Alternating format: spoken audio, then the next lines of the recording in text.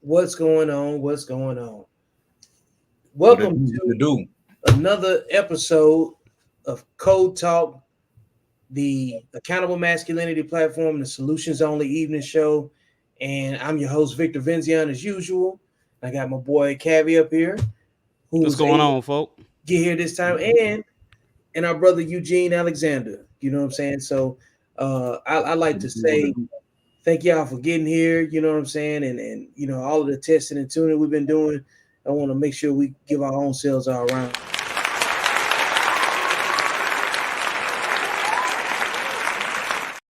All right, let's get into the shenanigans. Like, Let's get into it. man, come on, let's just start. Let's just start from the top down and just go run down the list. Cavi, where you want to start at, man? Hey, man. I mean, at the end of the day, we could pretty much start with the presidential debate that we all saw last night. The high points, the low points, the ridiculous points, all the crazy shit that we saw. You know what I'm saying? And if I could, I want to go ahead and share my screen here. So just a second, Yeah, because we're gonna go ahead and start off with that.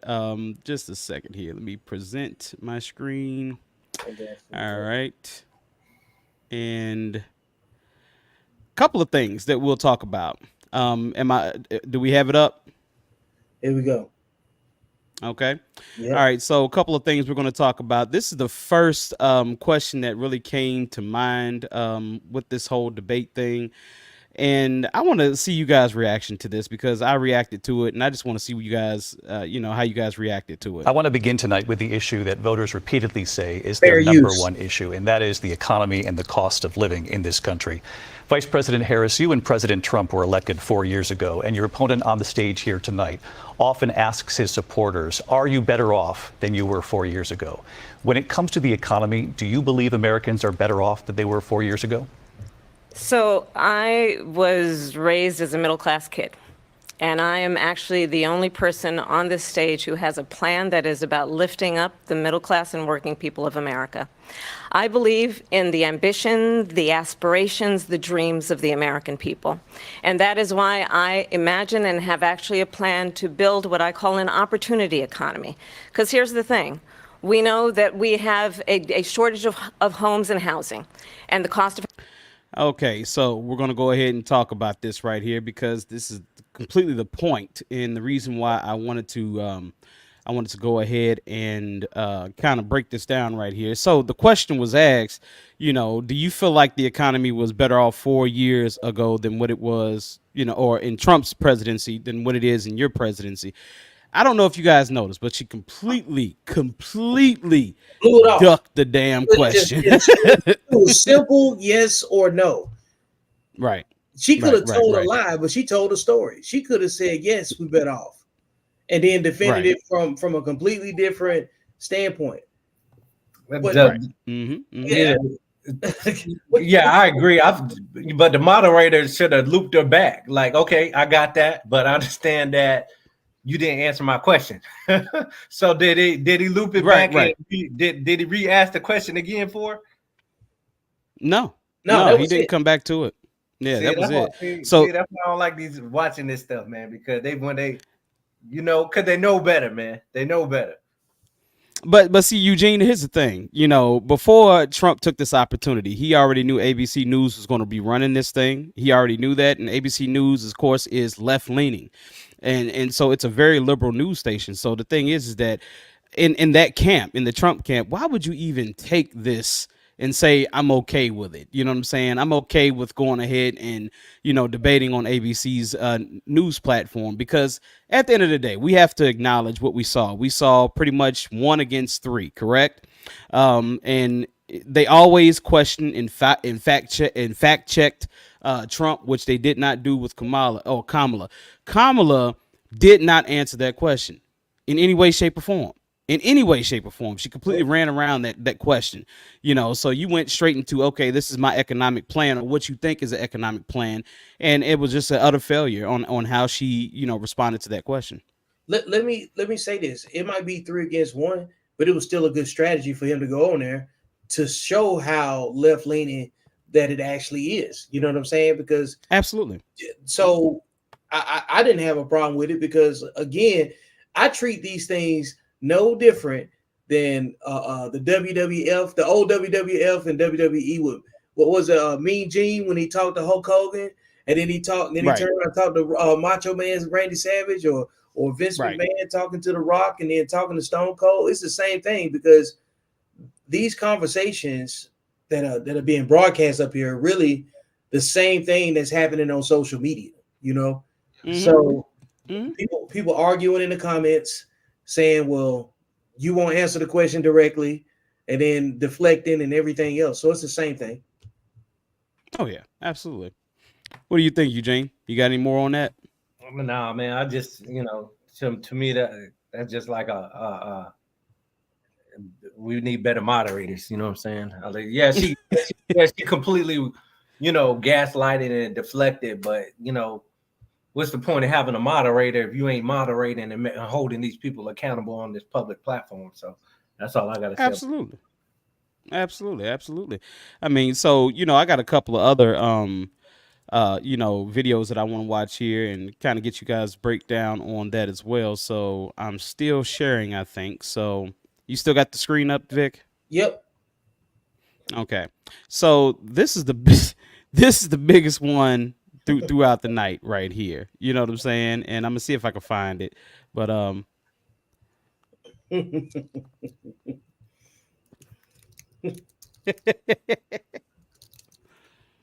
already know you bringing up something silly. Let's see here. Have you presented something else? I don't see it. It still got the same thing. You find it?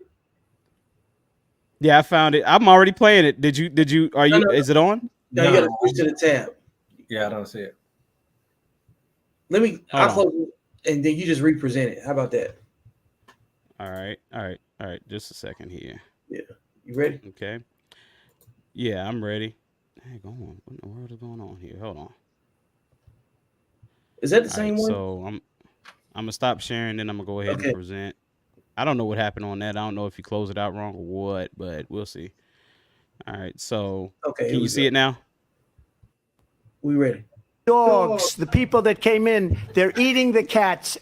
Dogs, the people that in Springfield, they're eating the dogs. The people that came in, they're eating the cats. They're eating the pets of the people that live there.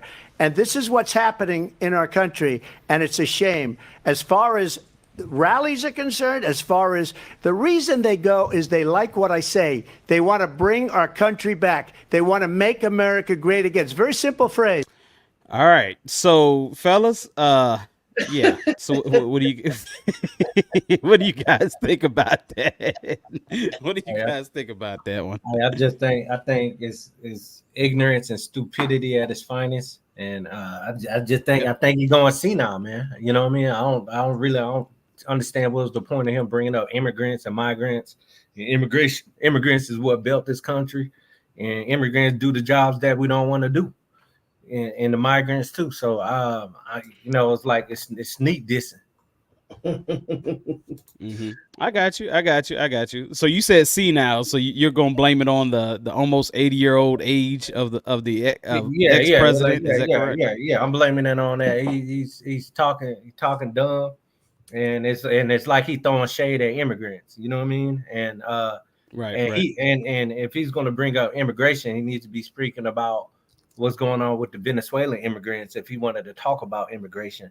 But just to be sneak dissing on immigration like that, and we do a lot of international commerce, and we got a lot of immigrants here that help do these jobs we don't want to do. I don't understand what was he trying to say? Like that's just weird. Like he get a lot of pushback on that.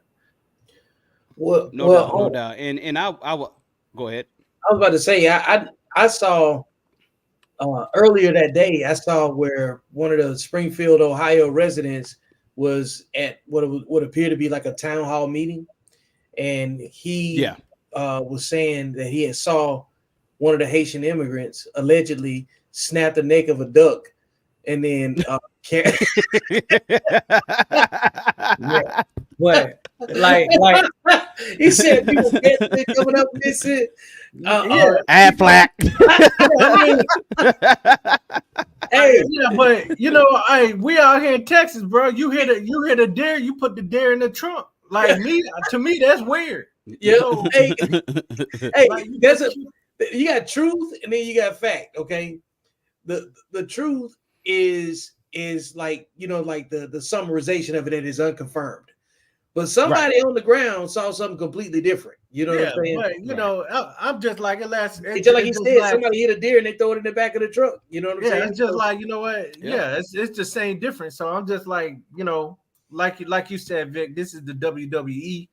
As the presidents of the United States, there's supposed to be some type of professionalism, some type of etiquette, some type of classism. Right. And he just hopping in there, just foaming off at the mouth like he got rabies. You know what I'm saying? So I ain't like he's not representing us on the political spectrum in regards to us being the superpower. It's not. He doesn't look like he's in the right state of mind, and I'm not really trusting he's coming off like a Joe Biden to me right now. Yeah. Right. So the thing is, like, to me, when I looked at that right there, I've been watching presidential, debates for a long time now. I would say since age probably like 21. I'm 43 now, so I've seen quite a few. I have to say that was the most ridiculous thing I've ever heard any person say on that stage, because it's like you said, Eugene, there's some type of decorum, right? There's some type of professionalism that you have to represent, being the commander in chief, of the strongest, most successful country in the world. So you can't sit here and say something so stupid. When he said it, I know all of us just dropped our heads and was like, wow, did he say that shit? Hey, look, I'm telling you, when I saw it on the local news first, I was like, he gonna say that tonight. He gonna say that, and that's I knew he was gonna do it. let me tell you, when it happened, I was like, so Vic, Eugene, it was so predictable that the moderators had it ready. Yeah, they had the fact check ready. They knew he was gonna bite that shit, man. Like one of the house pits. It wasn't even true. So that then, like me and Vic, when we hear information, because we're both journalists. Vic is on a higher level than me, but I do minor journalism and blogging myself. I always fact check. Right. Are you a commander in chief? Mm-hmm. You not fact checking on the information? So now I got to question your competence. Are you even in the right state of mind? You already got the criminal stuff going on, and you still running for office. So it just lets me know, like, you just making bad moves. A lot of bad moves right now. Yeah, he's a real American, bro. Is that what that is? and he coming off as a security threat. He coming off as a security threat because he ain't in his right state of mind. Yeah. It didn't sound like he was in his right state of mind when he did that at all. Not at all. Yeah. What it was that Kamala, she did such a wonderful job, actually striking his nerves. She was striking his nerves, yo. When she went after his actual rallies and she started talking shit about his rallies, that's where this came from. You do realize that, right? She said his rallies, people are leaving early and all that stuff. That messed with his ego. He's an egomaniac. Yeah, he's an egomaniac. Like, she hurt his feelings. When you're the commander and the chief, you're supposed to be this high power CEO, former president. You're supposed to have more emotional intelligence than somebody just saying something and it just triggers you off on a national platform. So he's not Absolutely. really showing that strength as a dominant leader. And in our spectrum, we would say if you was an alpha male and a woman can just easily say something to you, then I would say, yo, you're not a dominant man. Your wife shouldn't be able to come home and just say something to you and it just throws you on some tirade. Not as a man. Right. Eugene, did you notice at the beginning of the actual debate? See, I noticed everything. I look at everything from the beginning to the end. Did you notice when they came out to the stage, Trump immediately went to his podium and Kamala actually went across the stage to shake his hand. Did you notice that? Could you say it one more time, my brother? Oh, okay, yeah, I can say it one more time. So I want to see. I watched the beginning and the end of the debates. I watch everything, every camera angle, all that good stuff, because everything has some type of significance to it. What I was asking is, did you notice at the beginning of the actual debate, Donald Trump came out to the stage and went immediately to the podium, and Kamala Harris, she actually crossed the stage to go shake his hand. Like he didn't show the respect to come shake her hand in the middle of the stage like he was supposed to. No, do. I didn't. Like it's mighty funny. Yeah, I didn't see that. I wasn't paying attention to that. Yeah. So if you go back and watch the debate tonight, what you'll see is, like I said, you'll see ex-President Trump go immediately to his podium, and like I said, you'll see Kamala actually go across the stage to shake his hand. They're supposed to meet in the middle. He actually did that with Biden. He actually met in the middle. It's almost like he didn't even have enough respect for this woman to actually meet her in the middle to shake her hand. And so in that regard, I'm glad he got his ass whooped that night. I'm so glad he got his ass whooped tonight. Doesn't matter what the gender of the person is. You got to show respect the same way that you show respect to everyone else. And here's the respect part where Kamala absolutely tore him up. She was a prosecutor. This ain't new. Yeah. Right. Yeah, she's a prosecutor. She know what to do. Yeah, like it's like, when I was watching, I was like, I said, man, I don't understand. She an expert in the courtroom at convicting people. Right. She has made her life off of convicting people based on the information that's in front of her. You know what I'm saying? So like, pointing at visual aids, challenging him about the fidelity of his crowds. She hit him with the Charlottesville thing. She hit him with the thing in the military blunders that happened in like Niger with Saudi Arabia. Like how he was handling security and what I'm saying, during his first term anyway. Yeah. Right. So the thing is, like, she was so well prepared, and he was not prepared at all. He actually got on this stage and freestyled this thing. Yeah, he was not prepared at all. Yeah, wasn't my daughter's working on a speech right now. We prepping her for the speech. It's like he just came through. It's like he's not even representing the voters. He's not even representing us on any type of scale. And I think, like, right now, this is just a really bad representation for our country. And I'm not a Democrat or Republican. However, I'm going to vote for who got some competency here. And Kamala's looking really right. Yeah, if you want, if you on the fence, that definitely, if the viewers on the fence, and if they caught only that part of it and nothing else, they were like, "Oh, I'm good. I don't even need to see the rest of it." Right. Because he right. So right. He Yeah. talking about crazy shit that don't make no damn sense. You know what I'm saying? Like Kyle White, what did you say? I can't believe he was dumb enough to double down on both Charlottesville and the Central Park 5. Hey, she ate his ass up on that Central Park 5. Though. Yeah, like that was. I was like, it's over. It's over. What we talking about? We could go ahead and end this debate right now.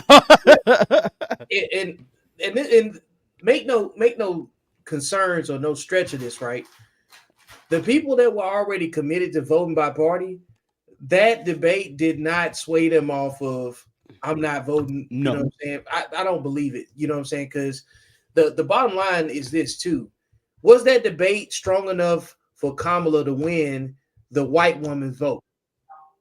Was it strong enough for her to win the white man's vote? And was it strong enough was it poor enough for Trump for him to lose all of the same parties I just mentioned? So Vic, you brought up a good point. When you say, was it strong enough to win the white woman's vote? Because let's just be honest. Now, people are giving black men a lot of grief over this whole, presidential election, right? Because they're saying, we're up to 25% that black men want to vote for Trump. That's up from 11%. So I get the, people looking at us a little different, but let's just be honest. When it comes to Hillary Clinton and how she lost because she only got 45% of the white woman's vote. Women that look just like her, they did not give their vote to her. So that's how she lost. It wasn't anybody else. Actually, after that election was done and Hillary lost, Ellen DeGeneres got on her show and she lit into white women's asses. I'm talking about she lit into their asses, bro, because she was so pissed off about it. She was like, how did we allow this to happen? This is a woman and we're women and we didn't give her our vote. Ellen DeGeneres was the only one that did not blame the black man. She blamed the people who actually needed to be blamed. She blamed white women. Yeah. I mean, they should be to blame though, you know, because at the end of the day, I mean, the population for African Americans are only 13% of the United States. We're not Absolutely nothing else really influence, you know, but the white woman is the vote. Kamala has to really go out there. She's really gonna have to sell herself in regards to this, and the more competent she because we know they're all puppets at the end of the day, but Trump, and I'm more on the Republican side of the fence, but you know, if he gonna be acting like Joe Biden, we don't need that either. That's where I'm at on it. Vic, didn't I say that to you? I said he looked a lot like Joe Biden last night, man. He did. And Eugene, what you said earlier when you said, you know, it looks like he's senile. That's exactly what that looked like. I was like, holy shit, this is Joe Biden all over again. I can't vote for this damn man. We got it on this side. It's like, hey man, you had a good run. You made it, but they need to start debriefing him too. Like, hey, it's time to sit down, man. He's gonna have to appoint somebody. Yeah. I think if he does it, you know, I'll give him between 1 to 3 more times. If he keep up with this, he gonna have to step down. They're gonna have to Joe Biden. He up next. He gonna have to. And don't get me wrong, JD Vance is sharp as shit. You know what I'm saying? So I do like the pick that he has behind him. He's a little weird at times too, but like I said, I think he's pretty sharp. I wish what the Republicans had done is they went with someone like Vivek Ramaswamy. He is sharp. Vivek is sharp, bro. So I wish they had went to somebody like that, but I know that the Republican Party just probably isn't ready for that yet. Man, they're gonna have to pivot. So that, you know, that's one thing I like about the Democratic Party. They pivoted. They're like, okay, Biden, we don't know what he's talking about when we put a camera in his face. And if Trump is so easily triggered, they need to take him down too, you know, because he gonna piss off a lot of people. We do a lot of business internationally, you know. Like God to me, in my opinion, God to me is gold, oil, and drugs. So if you messing up the church, messing up the church money. Man, I'm about to make a T-shirt with.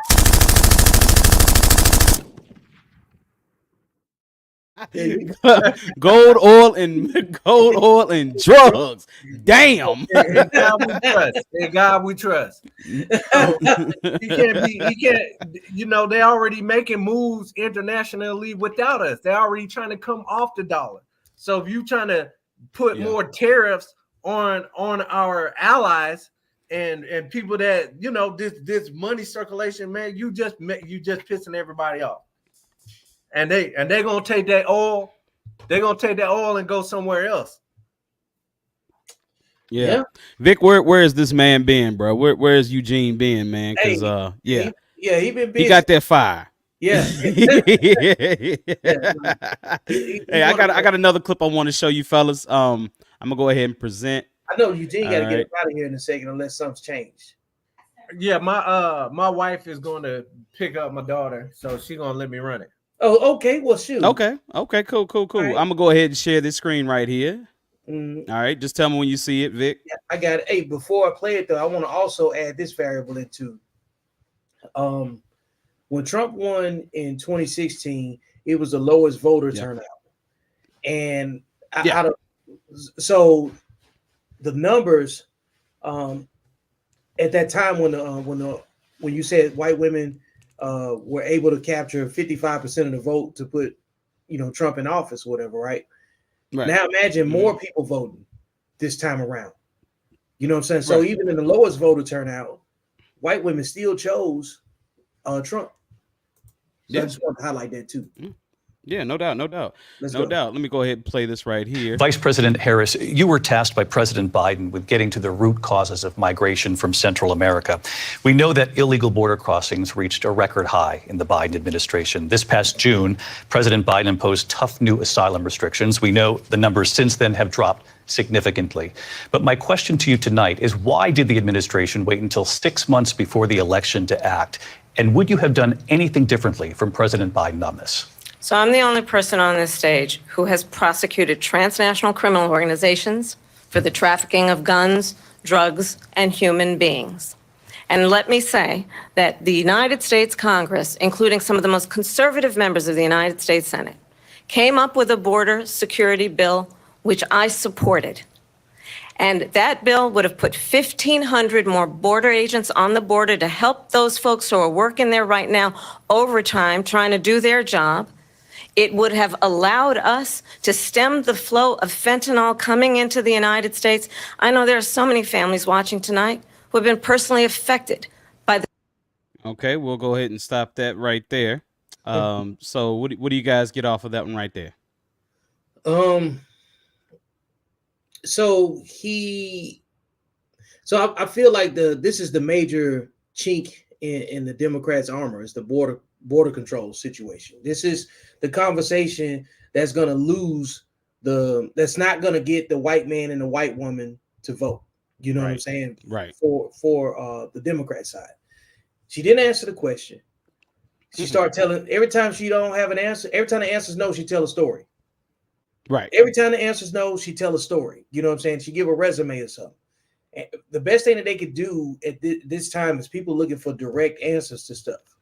And by virtue of the fact that she's already a prosecutor, that's a gift and a curse for her. So the minute that she doesn't answer the question directly, it looks very, very, what do they say? Witnesses being evasive or some sort of lawyer. That's exactly what it is. Yeah. Right. Yeah. She know better. She know better. You know, so and plus she's been part of the reason why she's been part of the administration that's gotten the most blame for border security. Right. And statistically, Trump has had better numbers on border security than the Democrats by himself. And then, like, if you go back to Obama, their administration let in more immigrants at the time, you know what I'm saying, illegally, which has been a constant complaint, especially like we live in Texas, me and Eugene do. So we see this conversation in local news on a regular basis. So border security, you know what I'm saying, what it looks like in outside of border countries that border states that borders Mexico, it just doesn't hit the same radar because some people in other parts of the United States, like, they don't really care about border security the way they think they do. Border security in regards to if they're talking about what's going on in Texas, that should be more like a state thing versus national. And if it was something that they really wanted to be done anyway, they would provide the funding, and issue would be resolved. So I think that's more like a gaslighting. Like, what's the point of even bringing up? Okay, it was echoing on my end. Right. Yeah, you probably got an extra. You got another page open somewhere. Okay, hold on. Okay, testing. You still got echo. Do I have an echo as well? No. Hold on. It's on Eugene. You got another page open somewhere. Okay, hello. Yeah, I'm here. Yeah, it's on YouTube. Yeah. That's interesting, man. Okay. Go ahead. Yeah, but what I saw off this whole thing, like you said, she completely ducked the question once again because she really didn't have an answer for that. She knows that when it comes to the immigration policy, the Biden-Harris administration has definitely dropped the ball on that. But anywhere between, and these are just the estimates, anywhere between 11 million and 20 million immigrants coming across the border. So, Eugene, I do understand what you're saying and how immigrants do help the country.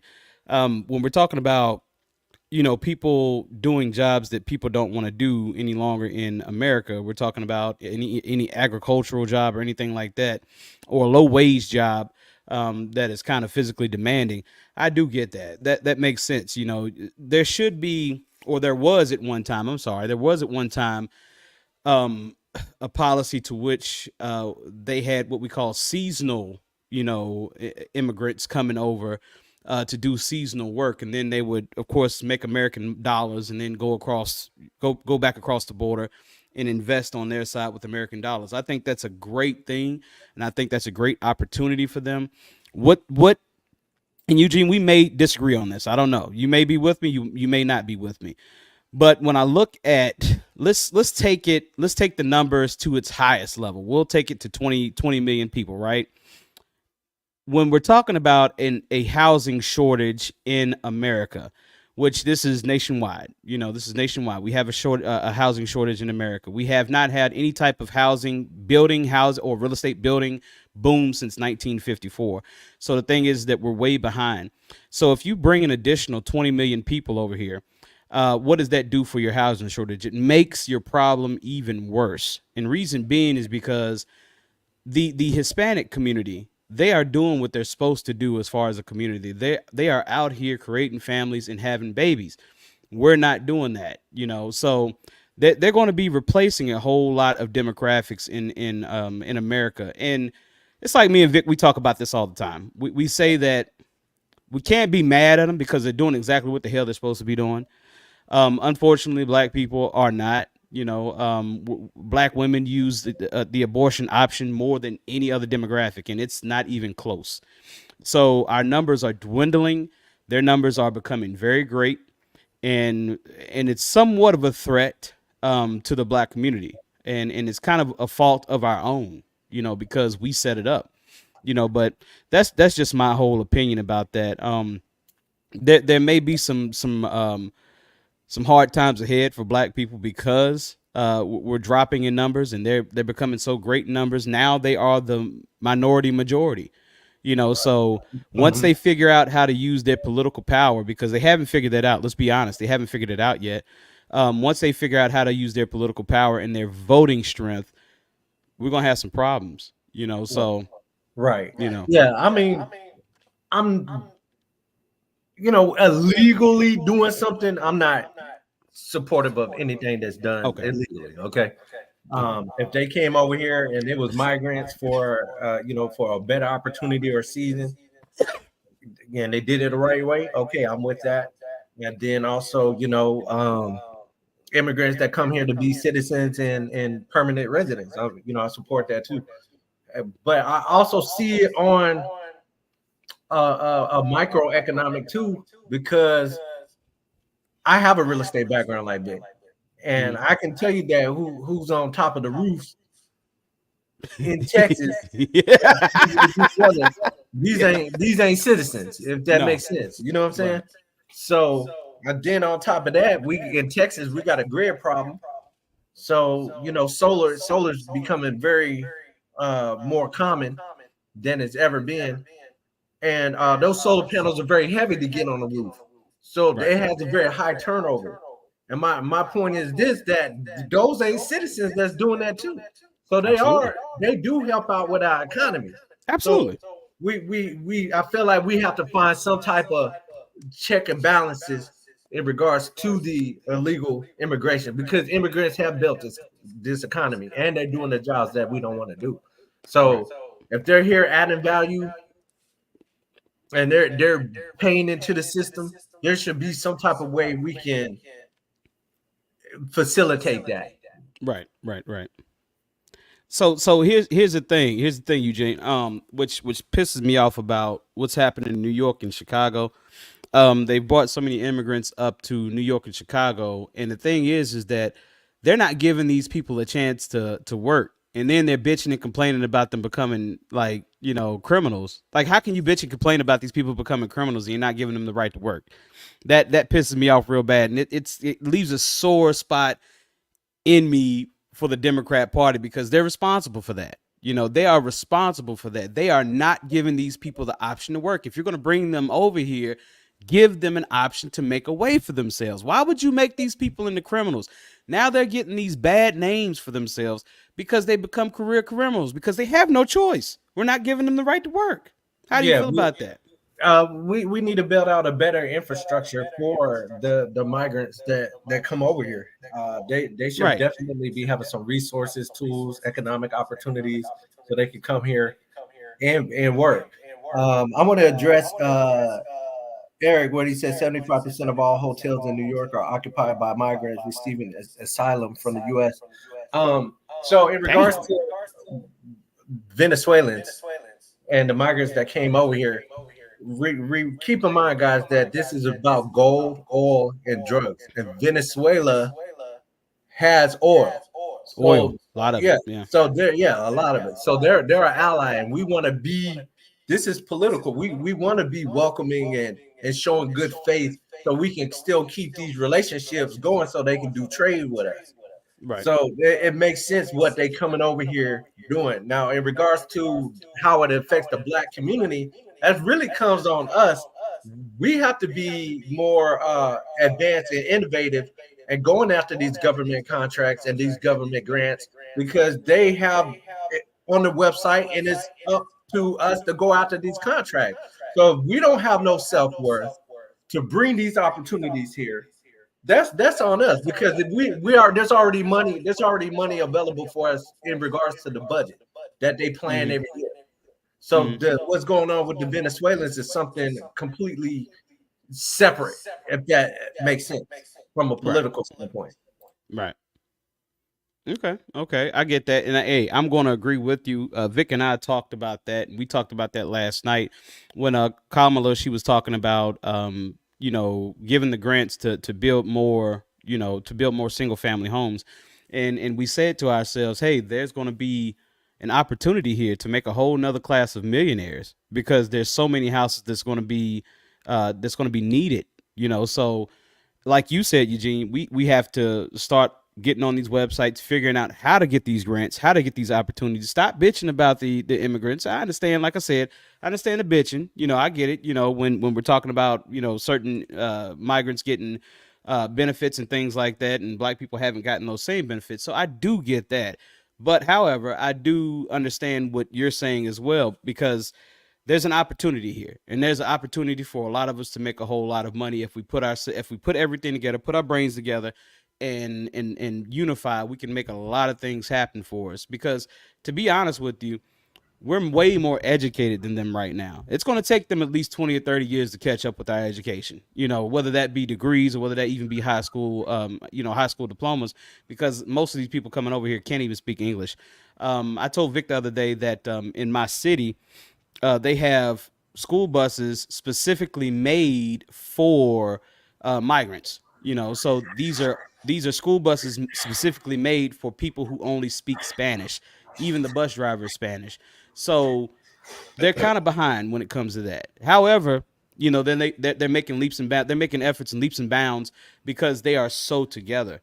And I hear a lot of people, of our hue, bitching about it, because they say, well, we're not living in a house with 10 or 12 different people. Well, nobody told our dumbasses that we couldn't do that.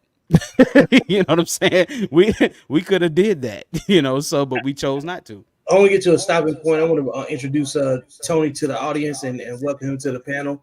So, what's going on, Tony? What's up, Tony? What's up, Tony? What's going on, man? Yeah, I'm used to Hey, Vic, you're active. You have an echo too, bro. I'm gonna go out and come back in. Y'all keep running it. All right. So okay, I'm gonna leave and come back in too, bro. Tony, it's just me and you, man. Man. So as a foundational Black American, how do you feel about this migrant situation and what's going on, the benefits that they're receiving and the benefits that we have not received from the government? How do you feel about this whole thing? Oh man, that's the only reason I'm 42. Since 18, that's the only reason I'm voting Republican for the first time in my life. Because I'm strictly about being strategic about it. Because I got a lot of, especially in the pro-black groups, we got people that don't vote. People don't, everybody got for why they do vote.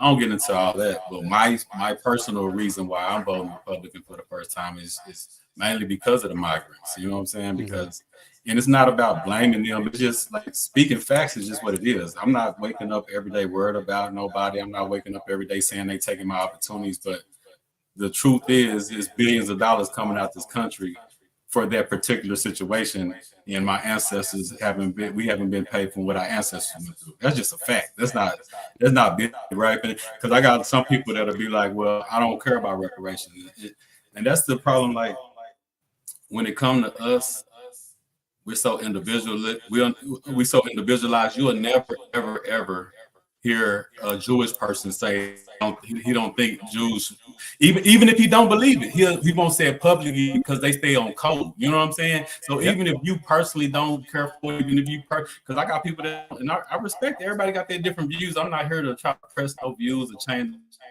I have my life. That's not begging because they're old. We're older debt, so that's just a debt that needs to be paid. No welfare and about no gifts. That's just a debt that needs to be paid. And I stand on that. I wake up worried about that every day. No, I wake up and build every day. I wake up and mentor kids, and you know what I'm saying. So we can do two things at the same time. Because some people like sitting around waiting. I'm here, but I do understand that we. Like we can over the news, man. So yeah, but the main reason I'm voting Republican, not because I feel like Republicans gonna save us, because no matter who wins, we got to take care of our business. That's exactly that's short of. But I've been voting Democrat since I was 18, and it's time for Black men in our community to stand up. Even if you do vote still Democrat, I haven't heard a reason like just. As a Black man, I heard Black men that speak on women talking points and stuff like that. But for us, if you go to any Democratic website or any Democratic anything, we're not mentioned. It's just a fact. And it's disrespectful to us. It ain't even about all the immigrants and everything. That party don't care about us. We're the only group of men that's better. You never heard Republicans or Democrats tell white men, Asian men, Mexican men. You won't hear women telling them who they better vote for and what they better do. We the only one get talked to as kids like this. Like my hope about us as men and just standing on no matter what you believe, just really be able to look at it from both sides. Because a lot of us just have our talking points. And when I go back and forth now with some Democrats, I be like, man, I used to say that too in 08. What you telling me, I used to say the same thing, bro. But we have to open our eyes, and is that the truth? Because all I care about is the truth now. Even if I've been believing something all my life, and you come and tell me something that goes against that, but it's the truth, I'm ready to change right then. Because instead of being programmed for standing on what we've been knowing, I want to go wherever the truth is, and that's what more of us need. That's what's up, bro. That's what's up, man. Yeah. In regards to the Republican, man, I was going Republican, man, but Trump, he's coming off mentally unstable, and he put me back on the neutral. So that's where I'm at right now. And if you study I was looking at what happened in Chicago with the Venezuelan in regards to that immigration. That was somebody that actually had got a grant, and they used it to get the building or something like that. Yeah, but if true. you study that, it came from a grant. So government contracts and grants, there's people that's actually the budget is already the budget. They already have access to this capital. So if there's certain things that's going on with the African American community, us as men or community leaders, we should be going after these contracts. If we're not doing that and somebody else went after the contract, that's our problem. You know what I'm saying? Because it's millions of grants and government contracts that's not being claimed every year. So whose problem is that? That's our problem. And I will say this. I got a personal friend here named Scott Terry Cabler. He told me that. He said, if you want to make leaps and bounds and moves for your people in this city, you need to get a nonprofit and start filling out for these grants. So you are absolutely correct, Eugene. We're not doing ourselves any service. We're actually doing ourselves a disservice, not doing the research, not getting on these websites, not filling out for these grants to get this money. Like you said, there's plenty of money not being claimed. So you are correct in saying that. I'm 100% with you on that, brother. That's what's up. Yeah. Yeah, no, definitely. I definitely agree with it. That's the truth. We have to do more. Am I still echoing to y'all too? I don't hear an echo in anybody, so I don't know what the hell y'all hearing. Oh, okay. Yeah, I'm hearing it. No, I'm over here trying to I solve just see it. it in the chat, so I was just making Hey, sure. hey, you know what I'm gonna do? I'm gonna put myself on mute. I'm gonna go in the other room and I'm gonna listen to it on my phone, and I'm gonna see if I hear the echo, and I'm gonna come Good right back. idea. Good idea. Good idea. Yeah. So I mean, at the end of the day, like I said, watching this debate, I'm with Eugene in saying, I was leaning. I'm not going to say I was going to vote, Republican. I'm definitely still saying, okay, I'm voting independent. I'm going to vote for my party that I love, that I adore, because they represent everything in me. But after watching that debate yesterday, yeah, Donald Trump looked a little senile. I don't know what that was. I don't know if lack of sleep. I don't know what that was. Reason being is because we got to admit, fellas, if we're watching the news, which we all are, we're all informed voters. Donald Trump has not stopped talking. He has not stopped doing rallies. He has not stopped doing interviews. So could be, fatigue. That could have been what that was. I don't know. I'm going to watch him for the next week, and I'm going to see, how he performs in the next week or so to see exactly what it looks like. I just stepped away and looked at the TV. It said Harris wants another debate, but the Trump says probably wasn't going to happen. Right, because he's not going to prepare for it. My thing is, I mean, what did we learn from the debate last night? Harris, she talked about Trump the whole time. Can nobody still tell policy that she's going to do? Besides, she said inspire and so she tried to do like an opportunity economy. So yeah. Like word salad, you know what I'm saying? And so I'm just talking about the seriousness of it. Do I care and love Donald Trump? No. Is it even a competition when I look at the two of these people? I can't and I'm a person that voted Democrat all my life. Like, you know what I'm saying? Like, I just had to understand when you look at the policies, because a lot of people say, well, why you vote Republican? I say, well, I know he's going to do a lot of mass deportation. Okay, that's number one. I know he do have a plan for black people. Do that mean he's going to do it? I don't know, but I know she don't even have a plan. They said, well, he's pandering. Well, why she not even pandering? Like, just the disrespect of the Democrat. And I'm like, my whole thing, especially as black men, where do they represent us at? Like, where in the policies? Where in the people for us? Where? And that's the thing I have. Like, it's not even about no Trump. Like, a lot of us, we talking more from a personal thing instead of saying, okay, when the world leaders are sitting down, who's going to get more respect? Well, we do. We say, well, he's going to start World War III because he's going to start World War III. He's crazy. He this and that. We had no wars. We had a low inflation. We had a lot of good things under Trump. You can't take that away from him. Like, when I look at this lady, I'm just confused on even what she stands for. Like, even like last night, I'm looking at the debate. Like, this woman literally didn't answer one question. And I'm talking about, I'm there looking as a person that, like, man, I've been Democrat all my life. Give me something to be like, okay. Because I'm the type of person that I used to think any black man that voted Republican was off top. Like, man, something wrong with him. Like, that's the way I was programmed. You know what I'm saying? So the program is still deep and it feels funny. And we look for reasons to say, like, nah, Trump ain't got it all. But I'm talking about just on a serious tip, on the day-to-day policies. What do this woman stand for? And can't nobody say that. Tony, I hate to interrupt. She just came out with her agenda maybe a couple of days ago. Because I was talking about that on my personal page. Like, hey, I don't even know what this woman stand for, but she did release it. FYI. No, I mean, it's like that's why I started off saying it's word salad. She said nothing. She said inspiring tax credit to somebody with kids that had a newborn kid. Now, one thing about me, like, I study this stuff, so I know exactly what you're talking about. To days in, and that's it. Like, it's just weird. And like I say, as a black man, anybody on here, please go to any website, go to the NAACP, go to all these people, and see what straight black men at and what's their policies for straight black men. That's the question we need to have. I don't want to hear about no Ukraine. I don't want to hear about no Russia. I don't care about all that. Just to be real with you, I don't even think we should send no money over there. That's them people wars. You know what I'm saying?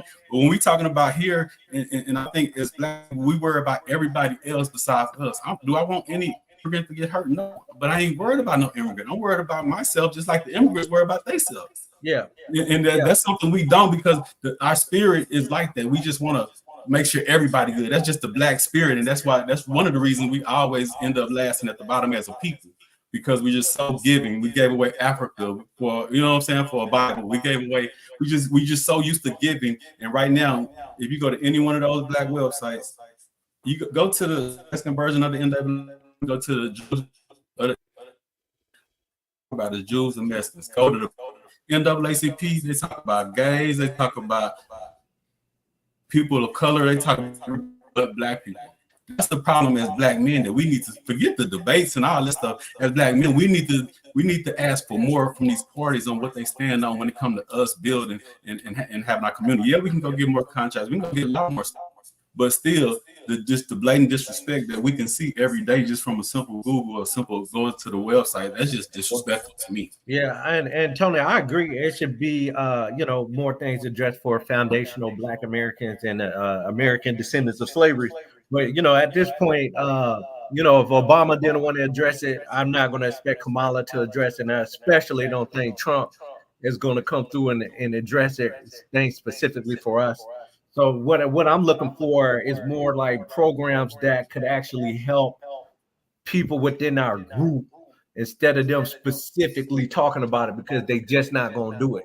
They asked Obama, he didn't address it. Trump, he talks about it, but I haven't seen nothing.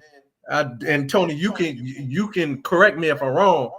I have not seen nothing tangible about Donald Trump programs that's specifically for Black America. Now, he said he's going to do something for us, but that agenda has not been outlined. He put it out. I mean, the plan was the first one, but what is the plan though? I can break the different things. I know one. Biden he gave HBCUs 45 billion. Biden gave them 15. So Biden cut it by 30 billion. So that's one thing specifically. But even though HBCUs, we can get into all that, how they really ain't a lot, Black people. So we can get into all that stuff. But that was something done. He sat down and see, this is what I'm talking about when it comes to respect. We can say, well, he ain't gonna do nothing. But the party that we give 92% of our vote spit in our face and don't even. If I'm a Republican, why would I give y'all something? Y'all give 95% of y'all vote away. If y'all do 50-50 and make it even, y'all might put something out. You know what I'm saying? Like, so we got to understand that. We telling the party that, well, this party ain't doing us nothing, but we ain't gonna mess with y'all because y'all ain't gonna do nothing either. But we're not even strategically putting ourselves in a game plan where we say, you know what, half our population will vote Democrat, half our population will vote Republican, and we'll swing depending on who got the right policies.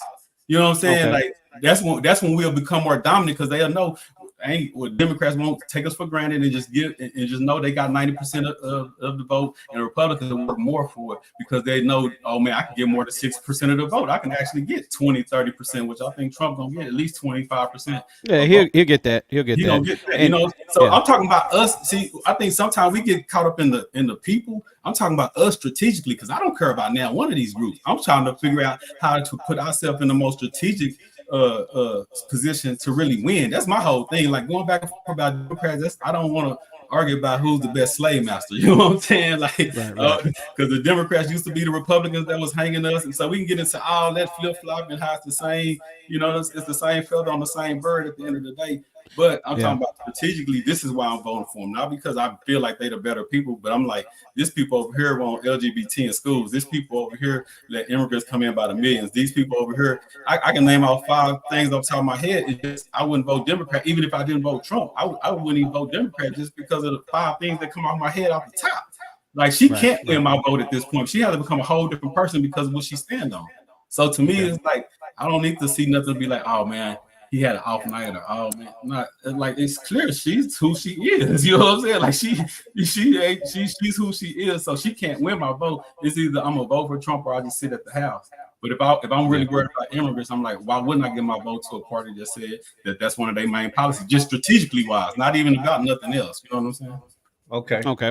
And so what I did is I went ahead and shared my screen here. I wanted to bring up the platinum plan. Eugene, you were like, what policies did Trump have in place for black people? His platinum plan is the policy that he put in place. And of course, the first one, opportunity. By achieving historic employment levels for black Americans, as well as increasing access to capital for new businesses, President Trump has committed to ensuring all black Americans can achieve the American dream. Security. By signing into law the celebrated First Step Act, President Trump has brought common sense criminal justice reform to American people for the first time in decades, while ensuring that our streets and communities are safe for families and business owners. Prosperity. As the first president to provide long-term funding to historically black colleges and universities, the administration continues to seek immediate and general advancement for black Americans. Fairness.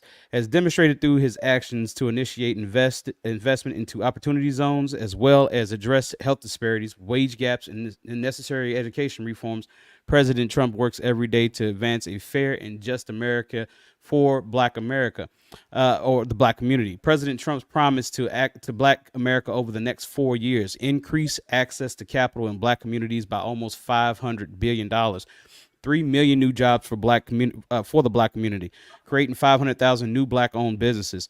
So you can see in this policy right here, and he didn't have, I don't think he had time to implement any type of platinum plan. Perhaps if he had the second. Hold up. So Go ahead. this was created after his first term? No, This is created his first term. This was created his first When term. you sit down with Ice Cube, this is what he came out with. Yeah, this is when he sat down with Ice Cube. This is what they came up with, right? And he implemented some of these while he was in the office. Yeah. Yeah. Okay. Started That answered my question right there, Tom. Yeah, but the whole thing is, like I say, back on the respect thing, you can't even find half of this page talking about strictly black people on the Democrat. That's my. You're not going to find any of this page on the Democrat platform. And see, that's my point right there. Off simple disrespect, we have to let them know that, like, we're born to y'all. We feel like because I would vote Democrat and I didn't even know why. I was just told you black, you vote Democrat. I ain't even understand about having real political knowledge and maybe I want to vote a Democrat here or Republican here. Like having that really expertise on how to piece it together, who's the better candidate, not just who's somebody that look like me or who's somebody that's a Democrat. You know what I'm saying? So that's why I want us to get more strategic with it. And it's not saying sometimes the best strategic might be with a Democrat. But I feel personally that on this go round, it's not, and I'm not going to vote straight down Republican because there's some people that's locally that I want to win Democrat seats. You know what I'm saying? But for the top of the ticket, I can't do it. You know what I'm saying? And then like I had a guy meet with him yesterday. He was talking about reproductive rights, and I told him, man, bro, I'm 42 years old. I haven't met no woman that didn't have an abortion that just because of like incest or rape. Or I understand everybody. Both sides say it's cool under those circumstances. But the abortions that I know, bro, just somebody that just went to the club, got knocked up, and then had like 2 or 3 of them. I'm not with that. I'm not here to tell a woman what to do. But when we talking about responsibility for our community, we can't sit around and act like that's just cool and play up, man. We gotta, you know what I'm saying? Like it ain't about trying to like go at a woman super crazy or whatever, or even the men, because I know some men that like paid and forced it down there. You know what I'm saying? Like to me that's a sickness, bro. Like I don't give a man, but I messed up and I did this and that. If I bring a baby to this world, I'm gonna stand on whatever happened, bro. I'm not that's just me personally. So I don't want to go back and forth with men about reproductive rights because I'm like, bro, that ain't what's the power move in our community, bro? Like what is we building and what is we standing on as men? I don't want to hear what your woman telling you to vote for. I'm talking about as a man, why are you voting? Why you think you should vote or not vote? Because not voting is a strategic move too. So that's what I'm saying. I'm not here to press nobody either way on what to do. I just want us to be understanding whatever we're doing, this is why we're doing and this to play. Long as we got knocked on while we're doing it, I'm cool with it. Man, reproductive right conversations can simply be ended and deaded when we talk about rule number 5, sexual discipline. Yep. That's a self-inflicted situation in most cases. Like we get it. You're gonna have a one-off medical situations, the crime element, but most of the men that get involved in those situations get locked up. If they get discovered, the there's some form of accountability and measures already in place. The main one that needs to be acted on is having a discipline and discernment to not get yourself in the wrong situation from the get-go. You don't get the I think a lot of those arguments create communities of professional victims. And I don't care even how it sounds, because you can avoid having sex with the wrong person. Yeah. That's a choice. That's like there's no crime when there's consent. So if you're consenting, make sure you're consenting to the right person. But don't try to use abortion as birth control. You know what I'm saying? Bro, Masked under something else, because you cheapen it for people that may actually need a procedure And because and of. if I could speak wanna on add what you just something real said, quick. Vic. If Go I can ahead. speak on what you just said, Vic, when you said using abortion as birth control, so I'm just like Tony. I'm not the person that's going to come to a woman and say, "Hey, you shouldn't have the right to have an abortion," because, like I said, like we all agree, there are those extreme cases to where I think it's necessary. You know what I'm saying? But to use it just as a birth control, it's hurt us as a black community because our numbers have dwindled Tens dramatically, of millions, man, bruh, gone. like Tens of crazy. millions. Our black women are But the number one but users of abortion. If you look at the comments over here, I'm gonna let you go, Tony, after I say this. But if you look at the comments over here and you look at Danny Nicole, I don't know who that is, but I love what she said. She said abortion has never been about women's reproductive rights, but everything to do with women wanting to be sexually liberated without any consequences. Exactly what you just said, Vic. yeah. That's exactly what you just said, and it's hurt our community. Is what it's exactly. It's hurt our community. I mean, it's killed our community. But the thing I was thinking about last night, man, and maybe y'all can help me out here because okay, they say the whole argument is less government to tell them what to do, right? Right. Okay, so help me out if maybe I'm seeing it wrong. I got 3 other brothers that can help me if I'm seeing it totally wrong. But isn't less government striking down Roe v. Wade and leaving it up to the voters in each state? So Yes. if you're in California, you can have abortions all day. If you're in Texas, you can't. You know, just Right. because of the voting block. So you can just move and be as free. So isn't that taking the government out? But if you Yeah. make it ran by the government or statute by the government, that's more government. So the argument is backwards to me when you say you want less government, but the way you want it is the government controlling it. Like, am I lost here, or can y'all help me? Go ahead and set fire on this bitch, Vic. Go ahead and set fire on this. I don't get into all that, telling the one, but I'm just saying, I just like to think common sense and If logic. you can't regulate, like think about how irresponsible it is. You can't regulate your own body, so you need somebody to go pass laws because Right. you can't be responsible. And I'm only talking about the irresponsible, undisciplined Sure, that's all. segment Yeah, of for what we're sure, talking about. for sure. Because I think about the clips and the sound bites and how it can be perceived. Yeah. We're not we're talking about the people that cheapen it for those that actually need it, and make you have to fill out more paperwork because you go to Walmart or wherever you shop, and depending on if you can tell the difference between the ghetto Walmart and the Walmart where you most likely gonna be able to spend your money because they ain't got the shampoo locked up. You know what I'm saying?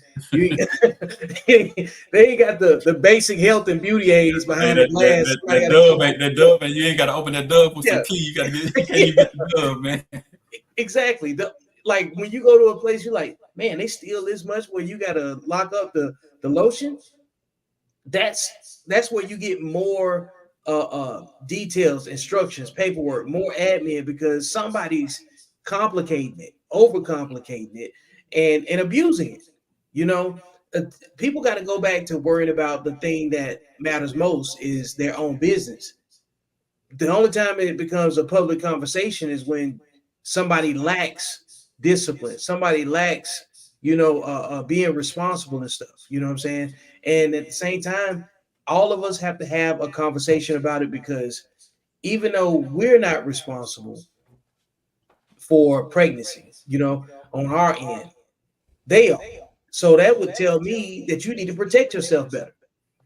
Yeah, and I agree with Tony on the abortion thing because abortion is the number one killer. We African Americans, we know this.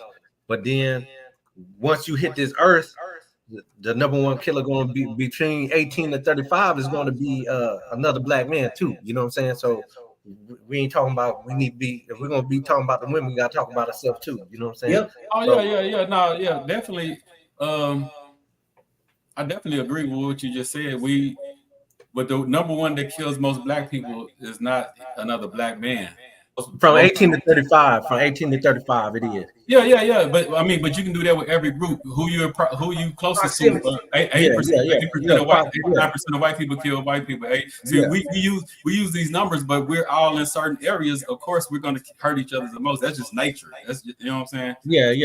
It's just not a black thing. Like we're some degenerates. You know, of course. It's not that we're degenerates, but our numbers is like extremely high though than everybody else. Yeah. But and that goes back to the reparations. That goes back to the pain and suffering and the mental. That goes back to just being raised up in impoverished communities. And I deal with a lot of them because I mentor a lot of kids that's like, these kids like dysfunction, because dysfunction is their everyday reality.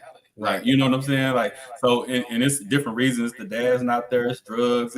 It's anger management problems. But everything that I deal with goes back to finances. We have a lack of resources to deal with the mental. We have a lack of resources to eat proper food. Because one of my mentors always say, you don't see the fights and the shootouts at the Chicken and Waffle. You'll never see it at Whole Foods. We don't eat healthy, so we got all this grease and we got all different kind of stuff. So like I'm telling you, I got to do the plug. So when I wrote this book for the youth, The Streets Lied to Us, the first caption of me coming, I said that I can show everything that was done to us systematically, right?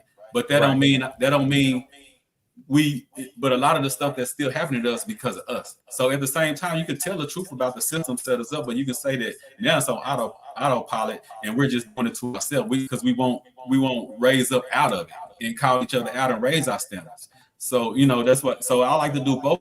Tell the truth what's happening and talk about white supremacy and all this, but is it a white person holding me down? No, I'm talking about the system. It's never no one person. It's a system that was built hundreds of years ago that, not saying we can't thrive, but it makes it harder for us to thrive. And then when we do thrive, it makes it harder for us to hold on. You know what I'm saying? And that's just what it is. But it's not complaining about it. I'm built for it. You know what I'm saying? And as men, we got to be built for it. But it's the truth at the same time.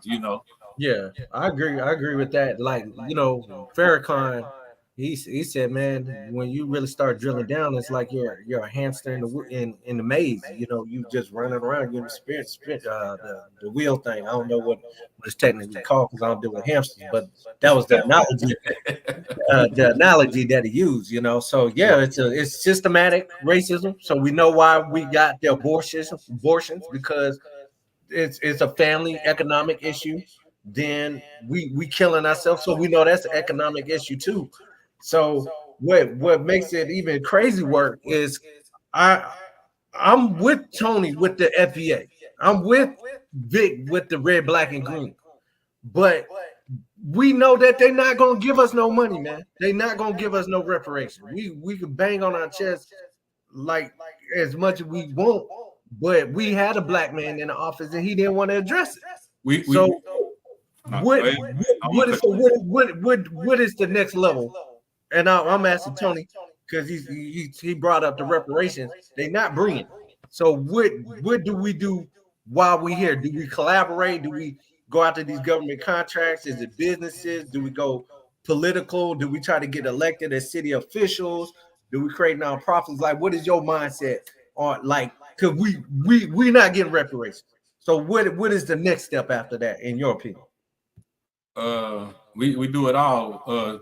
Let me cover all that because you threw a lot at me. But the we not getting reparations is like what they said, we'll never get out of slavery. So I get what you mean. Like it feels impossible, but the reason why we can't get it, other groups can get it without even asking for it because they're on code. Once again, I said when I first came on here, a Jewish man would never say Jewish people not going to get it or don't deserve reparations. Not even if he believed it, he would never say it because culturally he know that's going against the code. You see, so we don't even have simple codes to say, you know what, I don't even care about no reparations, but yeah, they owe it to us. Even if I feel like that personally, I'll say, yeah, they owe it to us. You know what I'm saying? But we'll get out here and battle each other. And when he said like Obama thing, and this is why a lot of it is becoming a lot of people will say it's infighting, but sometimes you got to do the infighting to get things right, right?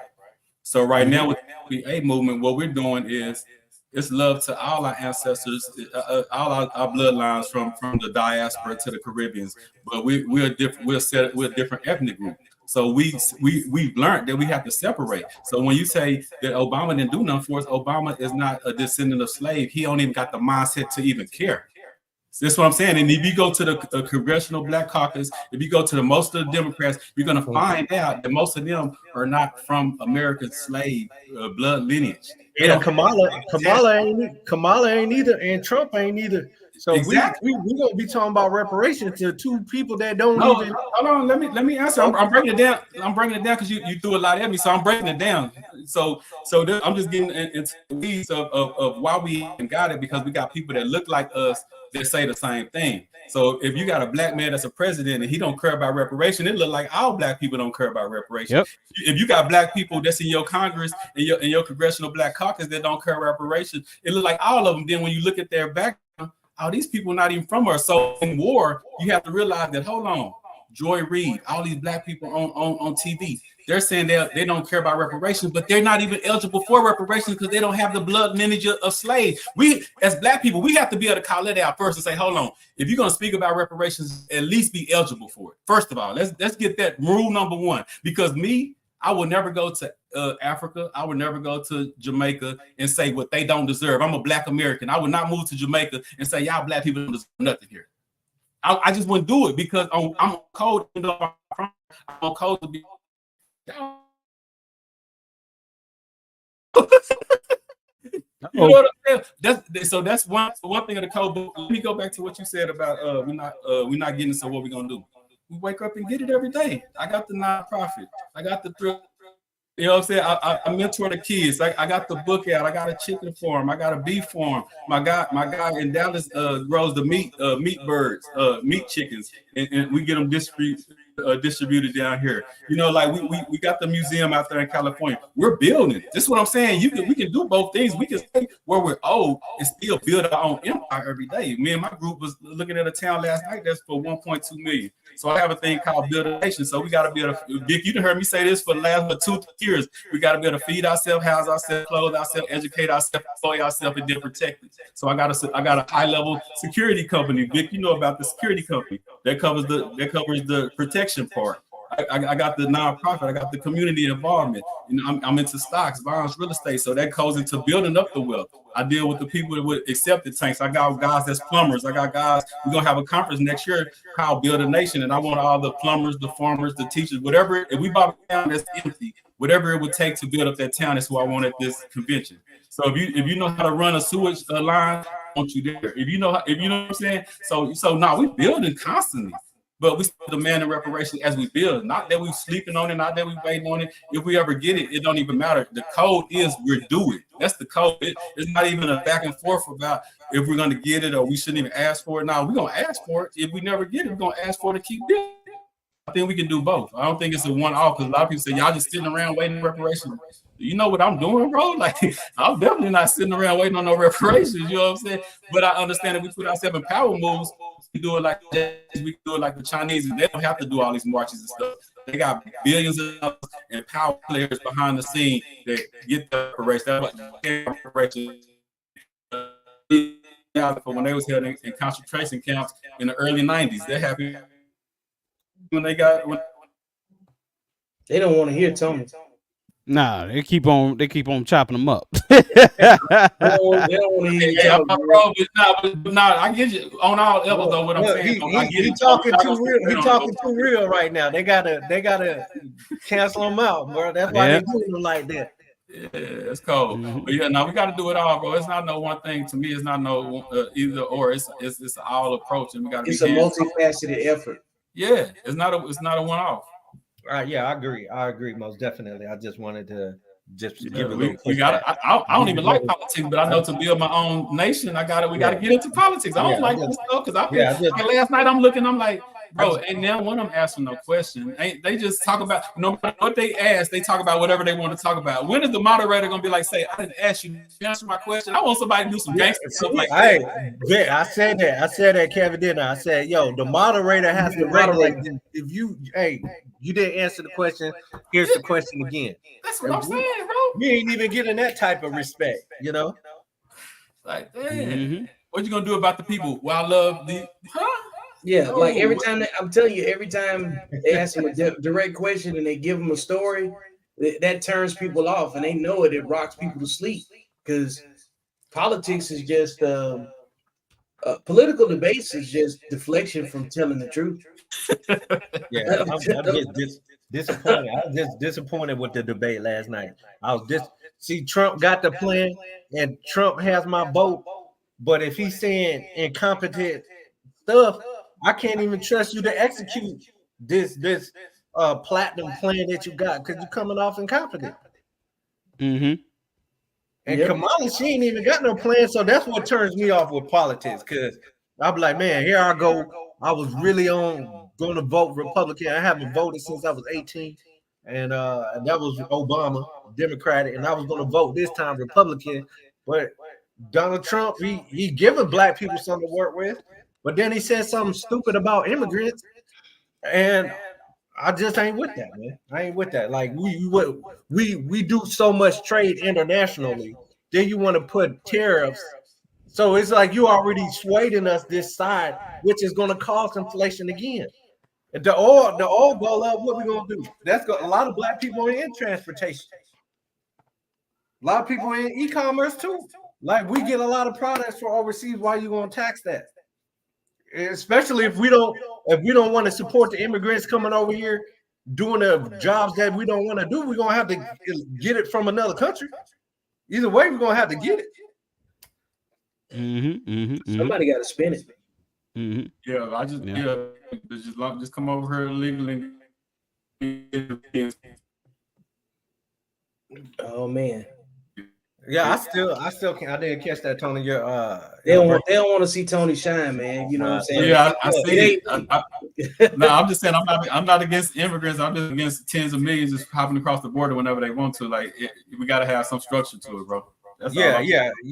And I was telling Victor and Cabby that before you got online. I said we do need some checks and balances, but you know when they hear they're the ones that's on top of the roof.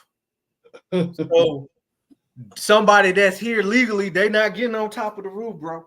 They not doing it. I have not seen an all-black construction crew on top of no roof. Yeah, but another thing you haven't seen is anybody mentoring, building up the kids to even want to get on the roof. That's the type of stuff we do at CEO Youth League, and I don't see nobody else teaching the kids why it's important to know how to fix your washers and dryers, why it's important to know about taping and floating. When I was coming up, I had a bunch of old schools. They would teach you come help me lay this carpet. What these kids don't hear that no more. They're like, so that's when us as the elders, what are we doing? And that's why I get on people older than me, because they didn't set no structure for us. So I'm looking at us like, what are we setting the structure for the generation up under us? We got to build these institutions, and we got to put this in place where they do want trade. Because, like back in the days, Grandpa couldn't even read, but Grandpa could build a house and make a living better than some people today. You know what I'm saying? Yeah, exactly. Because he has skills and trades. So we can keep saying these kids, but these kids come from parents, and these kids around adults. And what are the adults and the parents, and what is the community doing? And that's when I come back to black men. We don't have institutions that teach kids how about the importance of roofing and plumbing. I have one of my events. I had my guy come out with his the septic tank business, and the kids was like, what it was. They were like, he was like, as long as y'all keep eating, I'll be in business. The man make $500,000 a year, but our kids never exposed to stuff like that. You know what I'm saying? Like, so that's why I exposed my kids to that, because all I knew when I came up was drugs. The elder people knew about drugs where I came up. So I was like, you know what? These kids that run across me, I want to be able to teach them about stocks, bonds, real estate, about writing books, about starting a YouTube channel, about just different things that most of us never taught. We taught, go to school, hope you make it in sports, get a good job, go to the military. We taught like 5 or 6 things, and it's hundreds of things that you can be successful in. You know what I'm saying? Right.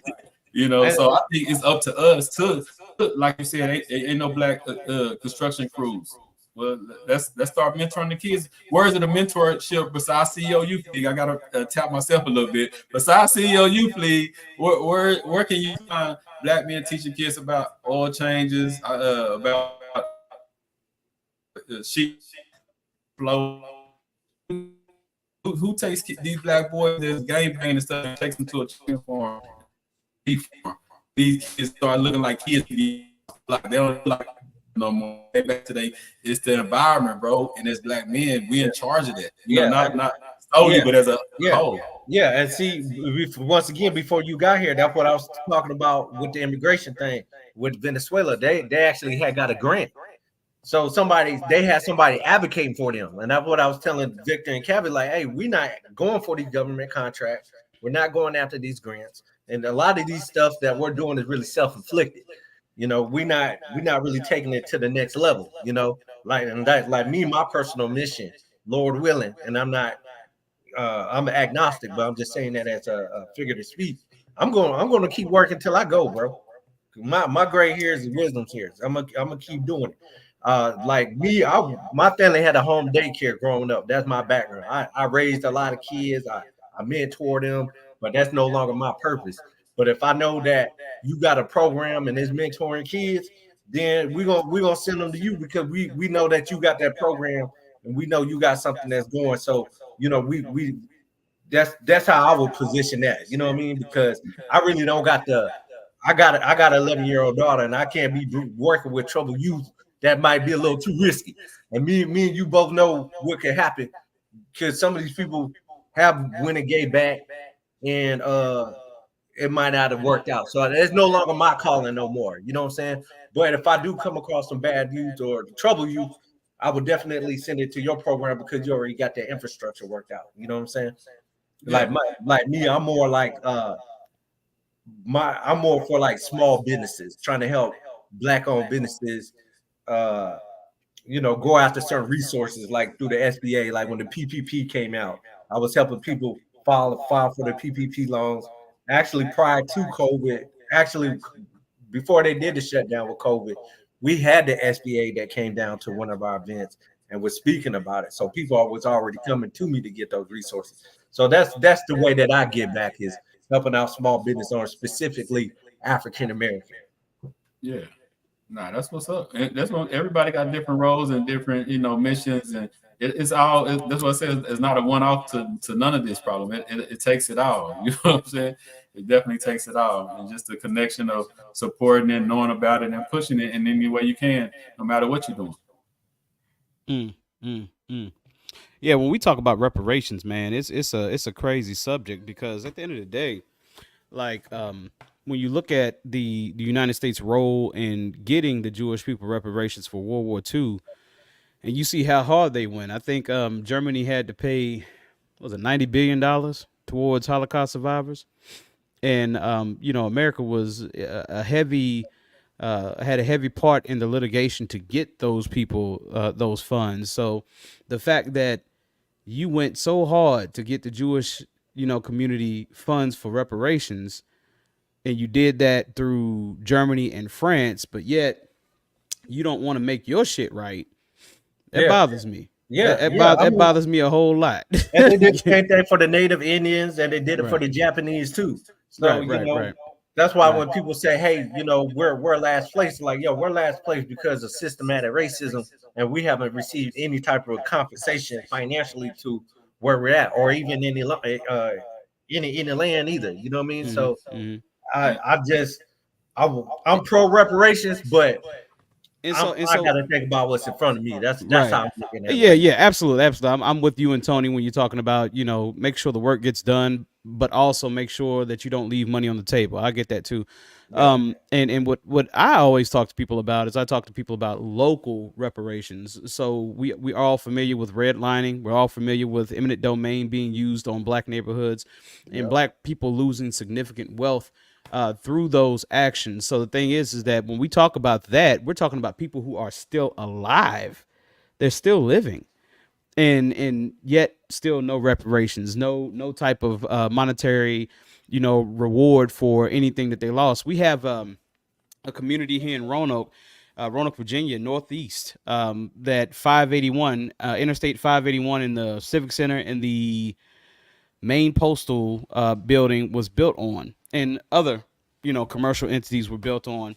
They took this land, and there's a book out about this. They took this land through eminent domain. They redlined everything, also, so at the end of the day, these people like Carolyn Hubbard, she is what, 68 years old. She's still living. But yet there's been no, reparations given to this woman and her family from what they had to go through. So house is paid for. You come through, say, okay, we're going to use eminent domain to put 581 through here. We're going to give you pennies on the fucking dollar. We're not going to give you what your house is actually worth. So you lose wealth. You lose millions of dollars in wealth. So the thing is that now that we see how local government works, now we need to start, actually putting a foot to the fire and saying, hey, what are you guys going to do to make this right? Yeah. All that wealth that was lost in Black Roanoke, what are you guys going to do to make that right? We don't want to see a bunch of fucking murals painted on the side of buildings in remembrance of Northeast Roanoke. We don't want to see that shit. They need hard cash. Everybody need cash for us. They give us symbolism. Everybody else get hard cash. Give you a damn statue. They don't play with nobody else. You know what I'm saying? They ain't no symbolism with them immigrants. Hey, bam, here go this card. They got 10,000 cash, some food stamps, this and that. But this, man, like I say, we have to understand that the understanding of what's owed. That's the biggest part. Like, to get into argument back and forth, and I just keep going back to the same thing. You'll never find another group of people that say that I'm talking about, it's people that went through not even a tenth of what our people went through. And those people fight harder for that tenth of what they went through and their ancestors died for. And we quick to say, oh, no, we can't brush it off, because this, man, like, babies was fed to alligators, like it was rapes, it was babies cut out of stomachs, like it was brutal stuff happening to our people. And we're so disconnected from it, like that, like it's normal. That ain't normal. Like you know what I'm saying? Like, what happened to other groups?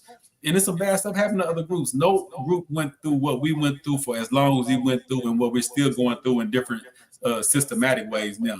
So even when you talk about what's owed just from slavery, we're not even talking about what was sabotaged, what was burnt down, what was taken. We're not, let me talk about recently. Miss Harris, right? You talk about the Freedmen's Bank, right? Y'all know y'all up to news on what she just did to reverse that. You know, they're supposed to be fighting for our ancestors that was robbed out of millions. Probably today would be billions of dollars or whatever. She has came through. And now when you go read that bill about the Freedmen's Bank, it's not even about us no more. It's about people of color. It's about everybody. I hate that term. No, but that's the way they slide everybody else in. That's the only way to do it. You know what I'm saying? Like, and that's why we got away from the African American and all that, because it's like Elon Musk is an African American. So like, we don't understand these word games, and that's why you say foundational Black American. People hate it because it ain't about if you're Black or not. It's about through your lineage. This is a lineage. Y'all a group. No, this is a lineage. Just like Jamaican. Have you ever heard somebody say that's an African Jamaican? No, they Jamaican. You never heard no African Caribbean. No, they Caribbean. You know, but for some reason, because we were the inventors, because we're the trendsetters, we're the everything. Everybody get the latch on us and use our pain and our suffering and our struggle to come over here and get benefits, and then we get nothing. You know, like, we got to stop that game right there. If we get it or not, it's cool, but calling out the game and letting people know we see the play, even the ones that you send to us that look like us, we get the whole play now. We get the whole game. Like my partner that I own a piece of property with, he's like 67 years old, and I would break it down because I studied this stuff, and he a Mexican guy, and he was like, man, I said, like 55-60% of Mexicans is white on their ID. He looked at me like, how do you know that? He put out his ID, it says white on there. We don't see Black people, we don't even understand the mind screw that America doing to us on so many levels with the number game, with the colorism, like how somebody can be Black one minute and on their ID they still white though. We don't get it. We just look at life as so simple and plain. We don't look at the complex of the way this system is set up, and then we cry about losing, but we don't even understand the game we playing. We need to stop allowing politicians to say people of color. That's one thing we need to stop doing, because like you said, our struggle is totally different from anybody else's struggle in America. So the thing is that nobody else has that type of history. And at the end of the day, just by lumping everything people of color, everybody else is taking advantage of everything. We'll take affirmative action. We all are definitely researched in the area. So we take affirmative action. Who's the number one recipient of affirmative action? White women. White women. Yep. Yeah. White women. It's not even black women. So when we talking about DEI and all that stuff, for one thing, white man, why are you so angry about DEI? We're not even going to benefit from it as much as white women and gays are going to benefit from this, because let's just be honest. A while ago, we had gay people talking about gay is the new black. Y'all remember that? Yeah. Yeah. So don't nobody bat an eye though. Right. You can never say that about.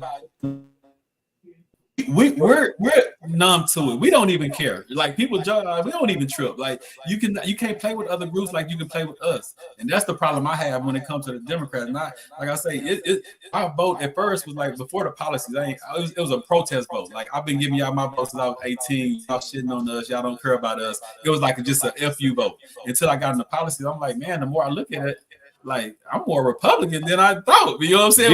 Yeah, morally, yeah. You know what I'm saying? Like, yeah. So that's I got to tell all that, but I want to tell you, Gene, because when he said about the crime, and this is another thing, when it comes to people that look like us. Okay, go to LA, right?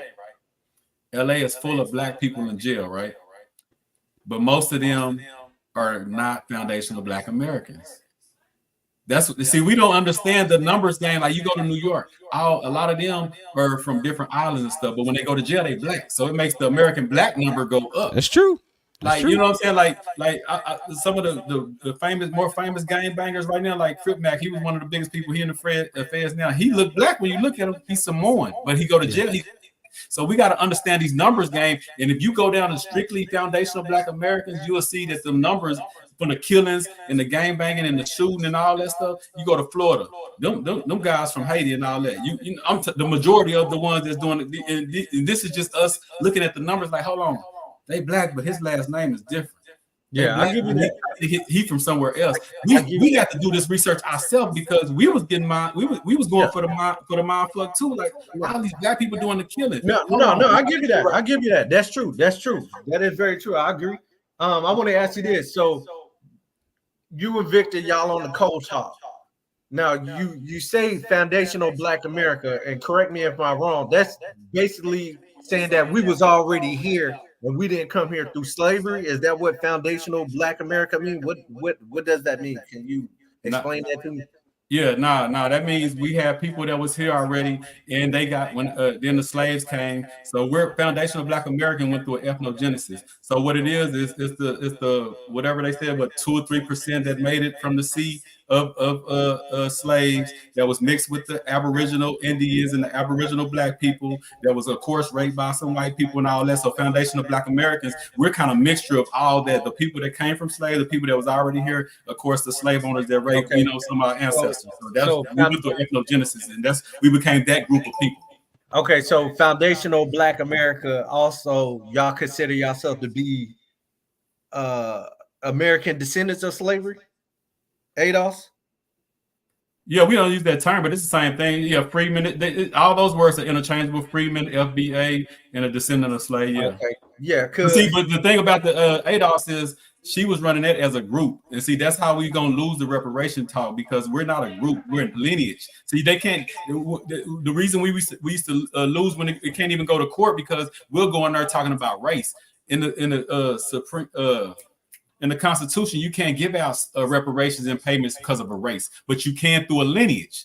See, that's what I'm saying. We don't understand those little small words that are a difference. Now, if we was trying to say get it for Black people, we'll be in trouble. We'll never get it. Now we're talking about a lineage. When they gave it to Jewish people, they didn't give it to white Jewish. They gave it to a lineage. When they gave it to Japanese, they gave it to a lineage of people.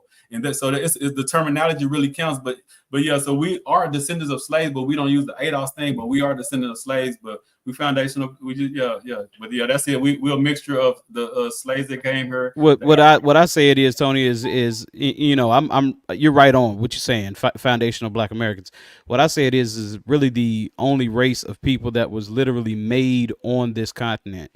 Yeah. We were literally made on this continent. The only ones. we really made. That's why we said foundational Black America, because it wasn't no America before we got here and became. And we that's why we the foundation of it, because it wasn't none of this until our ancestors started building it. It became America through our ancestors. Right, right. On the backs of our ancestors. Yeah, on the Absolutely. backs of our ancestors. Yeah, absolutely. There's a lot of money that's owed. There's a lot of money that's owed. And like I said, don't leave anything on the table because the Jewish people didn't leave. I just go to Jews because they showed the world how it's supposed to be done. Yeah. And when we get into politics and we get into to the political arena and we start talking about getting things done as a people, it's not just about voting. Vic and I, we talked about this for a long time one day. We were talking about how politics works and how you get things done. Yes, voting is important, but also black people need to start making super PACs and self-interest groups, and we need to start funding those super PACs and and special interest groups or self-interest groups, and paying for our politicians. Because let's just be honest, the Jewish people get so much out of the government not because they vote well, because they fund well. Yeah. That's the reason why it's like that. If you're looking at the Palestine issue, right? You're looking at the Jewish and Palestine issue right now. If you look at how much money Arabs put into American government, I think it came out to $1.7 million. And when it came to the Jewish people, it was almost 10 times that, almost like 12 million that they were putting into politicians. So you can see why a lot of politicians are like, okay, we need to solve this war issue over in Palestine. We need to solve this, but they're not going to tell Israel that they need to stop altogether and just take the loss. They're not going to say that because there's too much money that's been pumped into politics to lobbying. So the thing is that when we figure out how that works, which we figured it out, the only thing is that we have to come together as a united front and say, hey, we got to put X amount of dollars into this kitty right here, and we got to have $100 million right here sitting in this bank that we've put together ourselves, and we need to buy our politicians. Right. Now, this is my thing. Sorry to interrupt, Vic. Go ahead. This country has a history of systematic racism. So I really just like turned off with the reparation talk. They just not gonna do nothing for us. You know what I'm saying? Right. Yeah. So that's where I'm at. Not without the monetary backing. No, you're correct. Yeah. They're not So going to do it just off of votes. Absolutely not. I think we should be forming like allies in different countries who like what Farrakhan had did. And I'm not Muslim or anything. Like I said, I'm agnostic, but at least he had formed an ally and he was about to get some money from Gaddafi. But the United States government intervened and said, hey, if you take this money, you're going to be considered like an enemy of the state. But still, that was a good move. He was positioning himself, getting an ally so he can get some money and bring it back to the nation and put it into the organization. So this is what, Marcus Garvey, of course, was trying to develop in his time. And if you listen to what Tony said about training up black men and black women to use their hands to make tools, to make different things that we can take to another country, you are completely correct, Eugene. If we actually created a pipeline, or we'll just say a bridge from here to Africa, Africa is still significantly underdeveloped.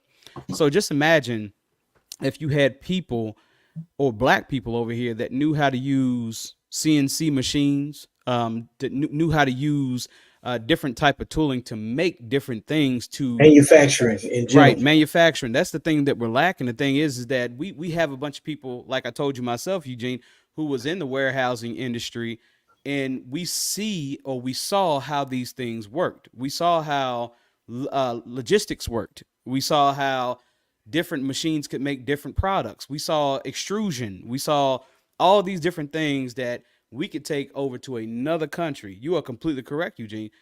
We have Africa. If you look at the map of Africa and you see what can fit into Africa, I think I said almost every continent besides Asia is the only one that couldn't fit in Africa by itself anyway. But you could take all the other continents and it would fit into that one landmass. So there's so much opportunity there. The thing is that we have to take the knowledge that we're getting in America, and we have to create that bridge. That's what we have to do. Yeah. That's where I see that could be more strategical. Is us, creating some allies. Like Dennis Rodman, for example, went over there, was friends with the North Korean. Absolutely right. If he was really had some good counsel, It's like, hey, don't go over there rubbing hands unless you come back with some money. What you going over there being all friendly for? You know what I mean? Right. But Absolutely. that's Tony from Texas. I believe Tony's from Texas or he's from Alabama. I'm not for sure. Nah, Texas. Yeah, I'm from Yeah, Texas. but Jay Prince told his sons when they went on tour with Lil Wayne, like, hey, don't be on the tour bus and being all friendly and come back with no money. They ain't you ain't representing our family. So we're gonna Absolutely be not. out here being friendly with these other cultures and stuff like that. We need to be coming back with a check or something that we can bring you back. So that's That's a good segue. That's a good segue to shift off the political stuff because you guys hit it from a bunch of different angles. You know how the this upcoming election is a major shift, and we need to be having this dialogue because regardless of outcome, we still got to make a move.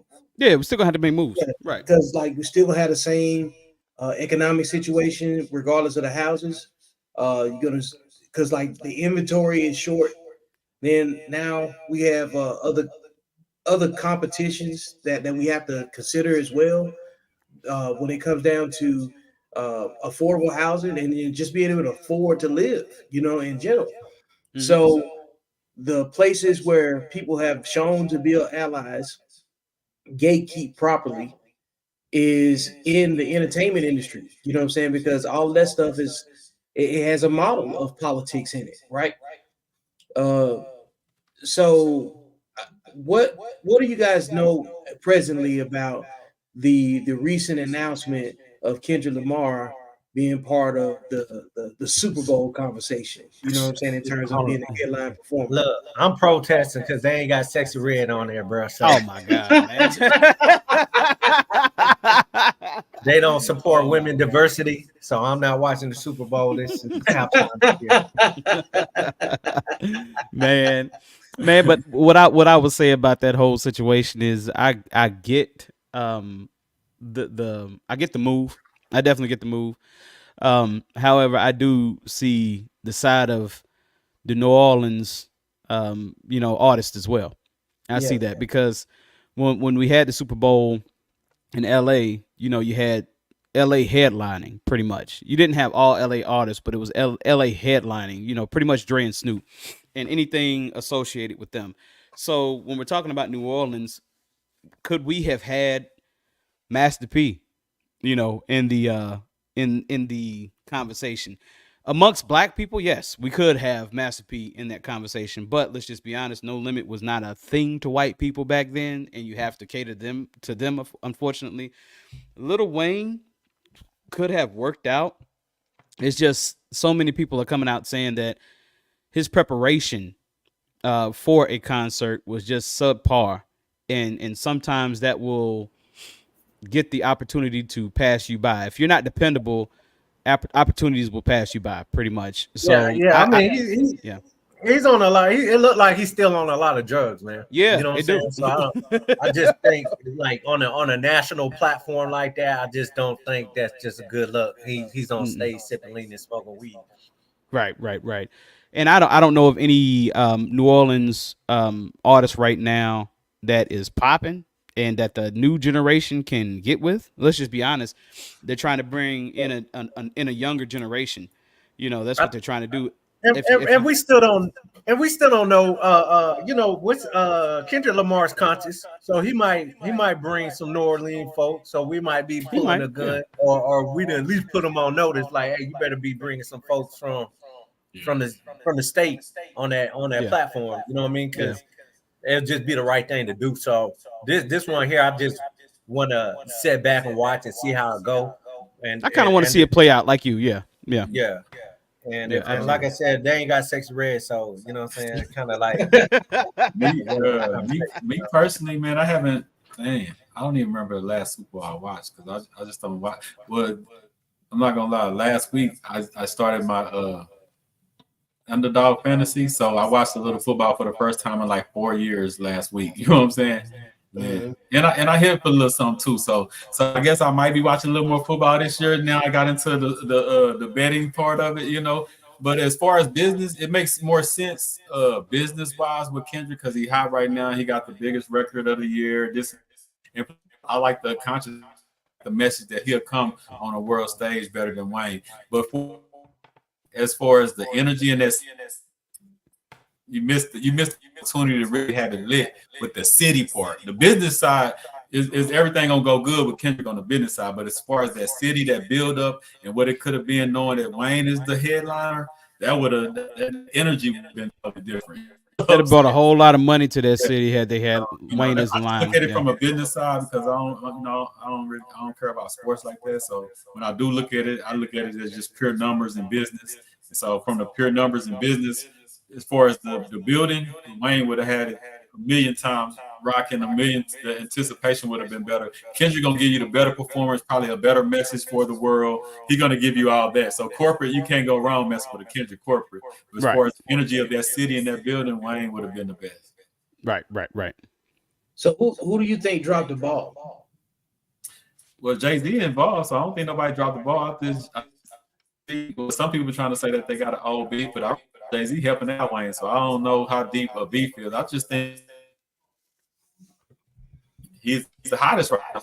Well, I mean, Wayne haven't put out nothing. When was the last time Wayne dropped something? Like Wayne is Lollipop. just Wayne. Might have been Lollipop. That's what I'm saying. So like, he's just hot because he's Wayne, but he's not hot because of relevant, like the music. Like, he's just not up to date on the music. Like, I don't think. I mean, the last thing I jammed was, I think, like Carter 3 or something.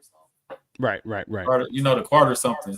So it's probably been like, what, that's 10, 15 years ago since I really just jammed some Wayne. But, he Wayne.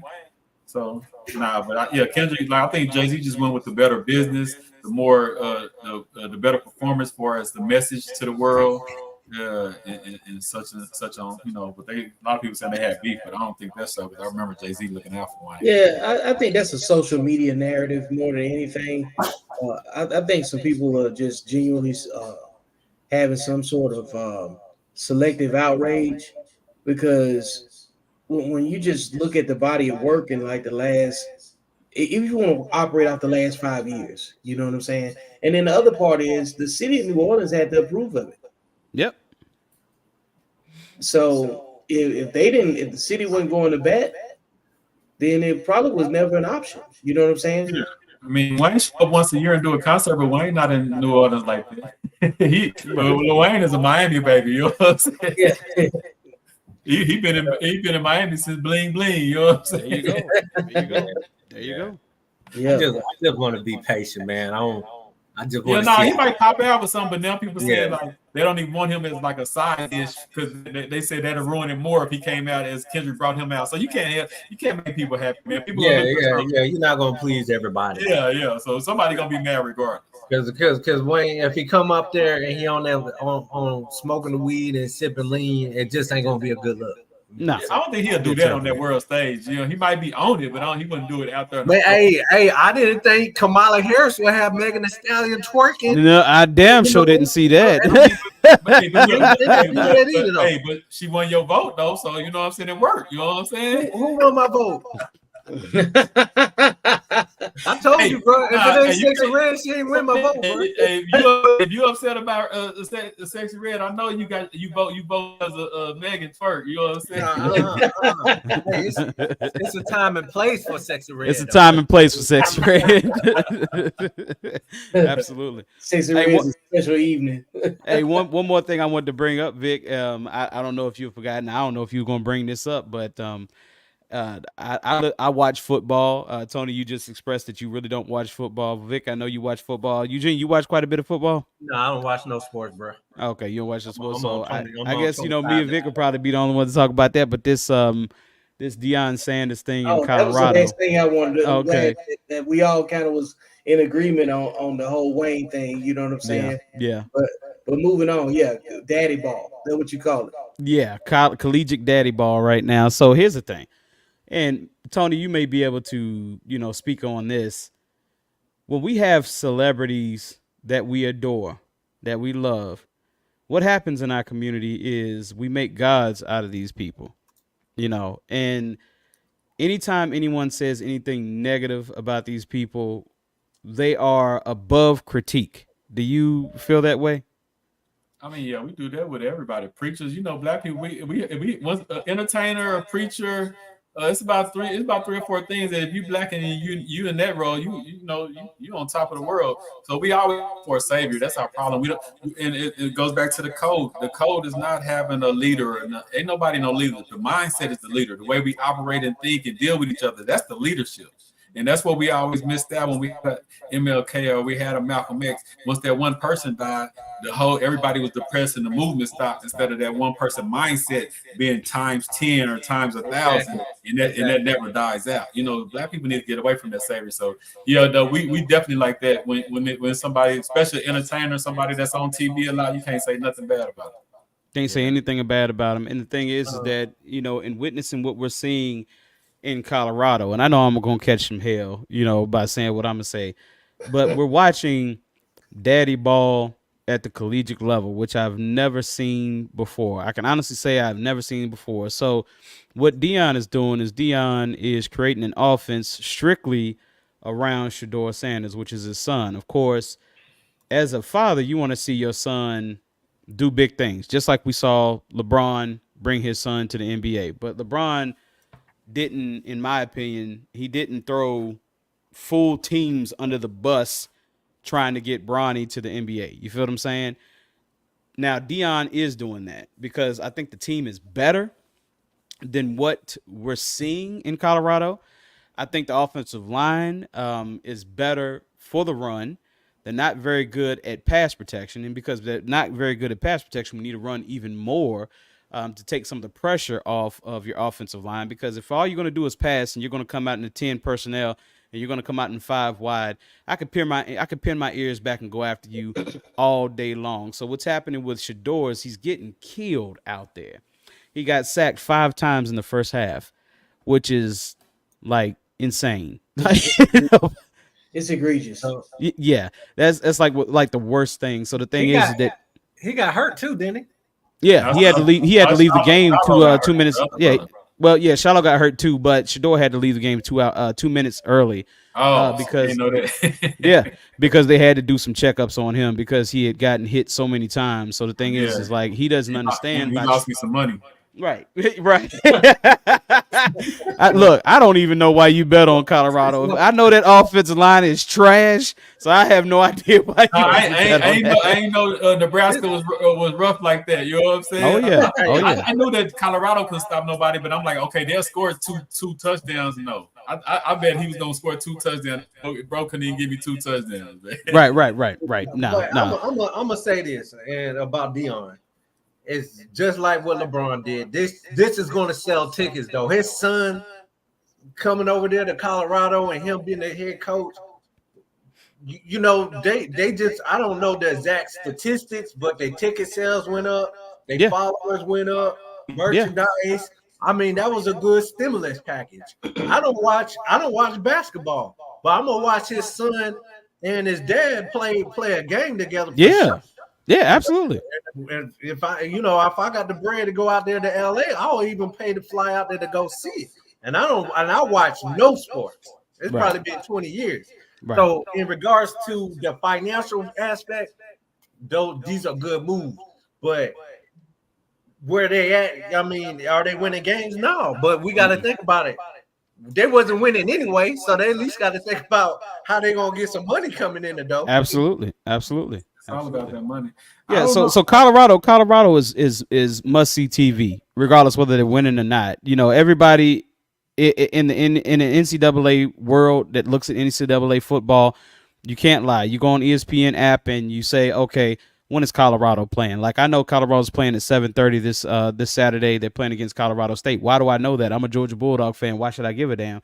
Because Prime is the quarterback and Shedeur is, in the race for a Heisman and also supposedly going to be, first round draft pick quarterback. So I want to see how well he does. And I want to see if Deion can really change his team. I want to see that. So why you call it daddy? What you call it, daddy? What?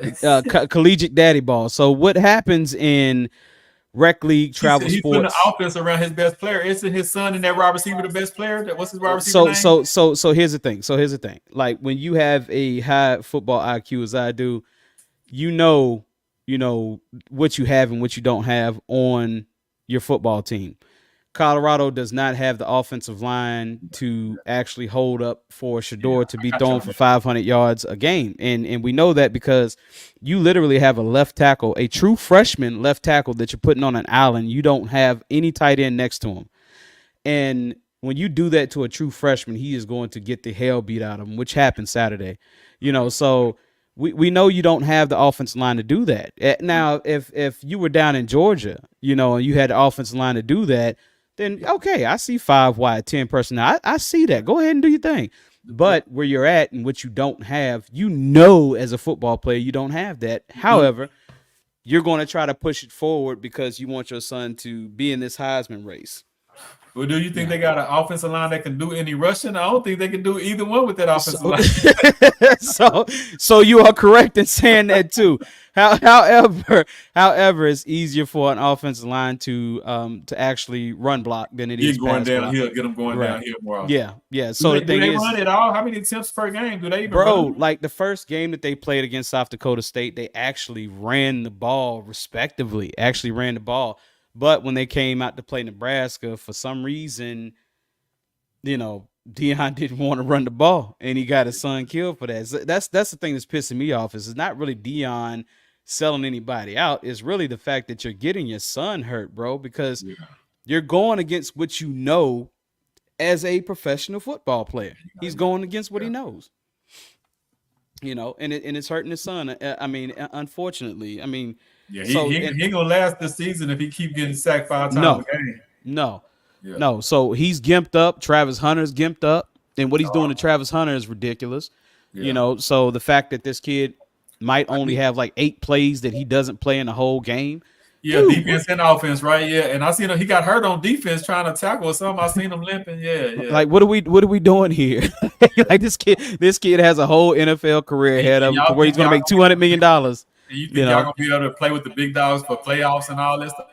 They're not gonna make it. They far away from the big dog. No. And see that's the thing that bothers me about this whole situation is when it comes to our celebrities, they could be better at what they do. They could be so much better at what they do. We look at our field generals, right? And we look at our greatest generals in antiquity and history, right? We look at Hannibal. We look at Shaka Zulu. We look at those people and we say we have had great field generals in the past that have defeated mighty nations. Queen Ty. There's a reason why the Roman army never went past Nubia. You know what I'm saying? There's a reason why that's like that. We've had great field generals in both black men and black women. So Deion, you got it in your DNA, bro, to be a great field general, to be a great general, and to make a great army. I want to ask you this, bro. Go ahead. What about a lot of people say, "Oh, Deion, he a sellout because he left Jackson, Mississippi, to go to Colorado." I don't think he a sellout for going after his best financial interests and giving his kids a better opportunity. I don't think that's a sellout. And I'm gonna talk what he just said because I was about to ask you the same thing, but it was a different question about the same college. I was gonna ask you, do you think he bettered their situation by leaving? And I get what he's saying about it was more money. Well, I mean, they giving him $5 million up front. Right. Financially, it's more money up front. But as a businessman, if Deion was a real and this is where you can tell Deion he's just used to big checks all his life. He never really built nothing. But his brand, you can say he built that, but he never built a business. Because business-wise, he could have made way more than $5 million a year with Jackson State, positioning himself. He could have owned that whole state almost. You know what I'm saying? Like legendarily. And I was going to ask you a different question because my question is about. Do you think he hurt his son by going to a bigger school because he ain't shining like he was no more? You know what I'm saying? Like, right. And Deion not looking like that prime coach no more. You know what I'm saying? With these big boys, and he's trying to do a lot of shifting in the what they call it, the portal and all that stuff. Coming in now. Well, I think it was a good chess move because what if he wanted his sons to go pro and he want to go pro? That's like playing. You was number 1 on the team in what is it 2A? Then it come to 5A or D1, but you D4. you got to go to the next level to show that you can achieve that type of success. If his track record is only D4 college football, then you just can't make that big leap. You don't really see that big leap like that for African Americans. No, I get what you're saying, but I think with their name state, he had a better shot because he was already gonna go pro. He was going pro anyway. I don't hear people talking about him as a high pro scout no more like they was when he was at Jackson State. They actually said that Dak Prescott got his 200+ mil contract because of how bad Shador played that Nebraska game. You see what I'm saying? They actually I said believe that. personally, I believe he's losing stock by being at Colorado. I think his stock was up here when he was at Jackson State. And with his name and being a Sanders, he was gonna go pro. If he'd have kept his status up here, I don't care what he would have did. As long as they would have won a championship, he threw all them touchdowns. Of course, the competition would have been different. Yeah, see, I disagree with that. Man, you just can't go from a D4 and go pro like that. You don't really see that. You don't really see. We see outliers. A broke clock is right twice. He was good. That's what I'm saying. With his which outlier has the same last name and the same mystique that they had? That's the biggest outlier ever. You know, the position he was in. Most people will never get a primetime dad. They had Jackson State so loud. You know what I'm saying? Like. I'm just saying he was gonna go pro regardless, and I think he still might go pro. I think he hurt his stock though. Personally, I believe being at Colorado against this competition. What happened? He don't look like a superstar no more to me. Yeah, what happened to Jackson State? Is the fact that HBCU, the heads of that HBCU handled that situation horribly. They were very unprofessional in how they handled that situation. So that's exactly why he pretty much said, you know what, I'm going to go ahead and bail. I think had he went to an HBCU that had great administration that actually handled money the way that they were supposed to handle money, he would still be in the HBCU level, I think, if they handled the way that he was supposed to handle it. I would never call him a sellout, though. That was a variable. That was the main variable nobody's talking about. I felt like they disrespected Deion by not handling the money situation the right way. Yeah, they did. And they was breaking it. What I'm saying is, Deion's statue, Deion could have cleaned that whole thing up. People would have got fired if he'd have said, "I'm staying, but we got to get rid of this. I need the better money trail." Like they would have let him. They would have gave him free range to higher ups if he would have fought for it. But I'm not saying he did the wrong move because he's getting $5 million a year, and of course he's on ESPN. So business-wise, but I'm talking about as far as a legend, and I actually think his son has hurt. I just don't hear him talked about the same as when they had Jackson State so loud, homecoming. I just, of course, they crunk every week because it's a double A school, so they always gonna be so loud and crunk. I'm talking about his personal stock in NFL. I don't see that energy the same, and maybe I'm wrong. Right. No, you're not wrong. You're not wrong. Yeah, you're not wrong. I think his stock has failed, even though he's at a better school and got more eyes. Yeah, his stock went dramatic. Right. Hey, look, he was a big fish in a small pond. Now he's looking like a little fish in a big pond. Yeah, so he had to go out there and go prove his worth. That's how I feel about the situation. You really good? You really that good? You be good in LA or you be good in New York, and you gonna be good. How many more years he got? This is last year. This is last year. This is a senior year. Him and Shiloh. So you tell me if the season keeps going where it's at, where you think he gonna get drafted at? He's gonna drop probably to the third round. Is probably where he's gonna drop because he's. I think he dropped out of the first round after this Nebraska game because he still has not improved as far as getting the ball out of his hand. He holds onto the ball way too long. So that's showing that you're not reading defenses very well. That pick six that he threw against Nebraska, that was a horrible look, when it came to that. And also, like I said, leaving out of the stadium 2 minutes before the game ended. That right there was such a stain on his reputation. Then you got this stupid shit they're talking about. Deion Sanders said you can't play the fight song if we score. You got to play Shador's rap song if he scores. Hey, now that wasn't true. I know. But the fact that it's even a topic and it's plausible is that's.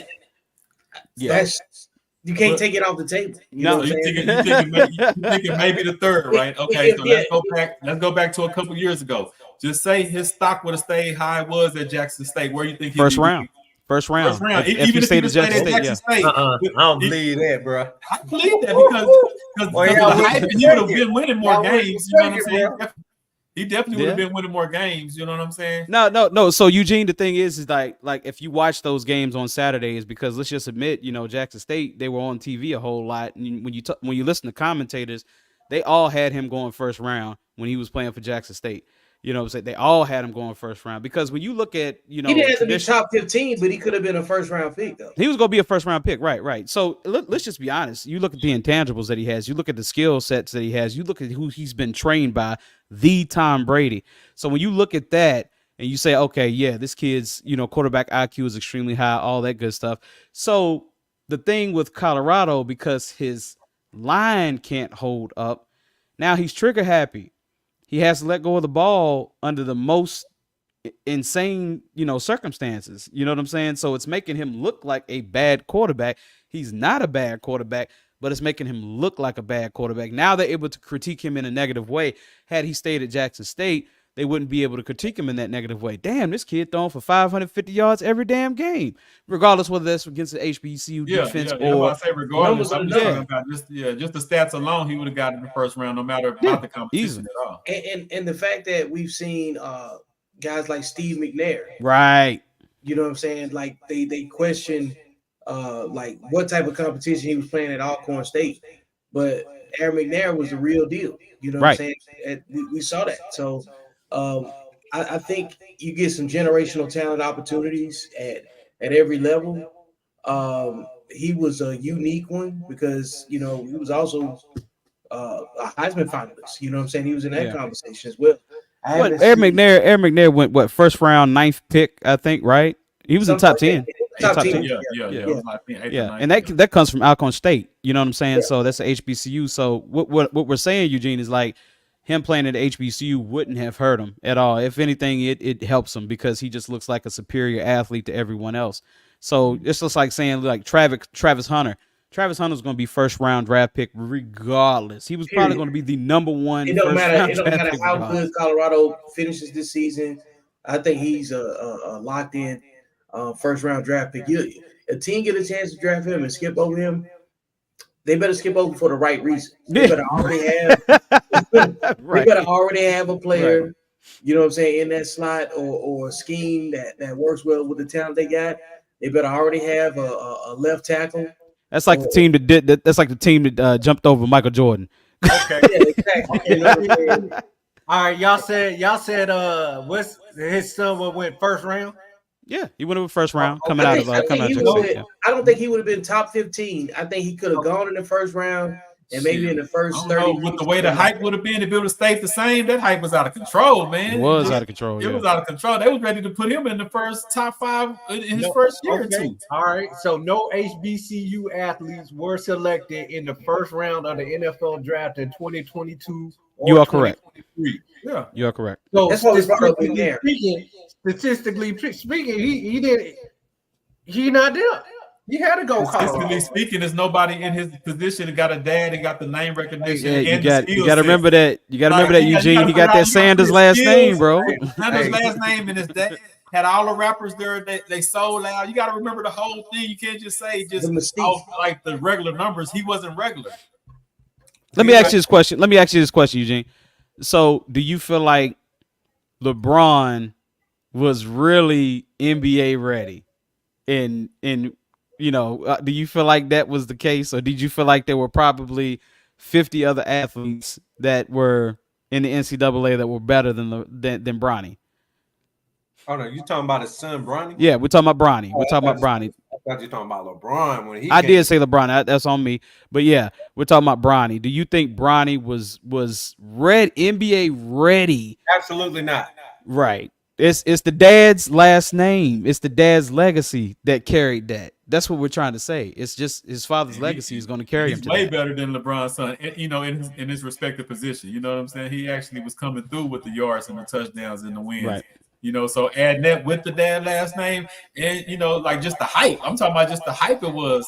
And they still trying to do similar hype, but the hype is just different now. You know what It's I'm saying? dying now. It's dying now because they're losing. Yeah. So at some point you're going to have to start winning again, because when you look, if you go on to the blog boards for Colorado, you're starting to see the actual, you know, fans like starting to bash them a little bit. You know what I'm saying? So I gotta agree with Tony, yo. Like that shit in Jacksonville, I mean in Jackson State, that was something totally different, bro. Man, hey, I would have cleaned house. I would have bought up all the property. Like he could, man. Right, you could, like you said, you could have owned the city. He could have became a billionaire in that city just off his name and the way he could have moved and shook and that. But that's me as a builder. Like you give me that name recognition with a little town like that. You see what 50 doing in Shreveport. 50 from the own Shreveport.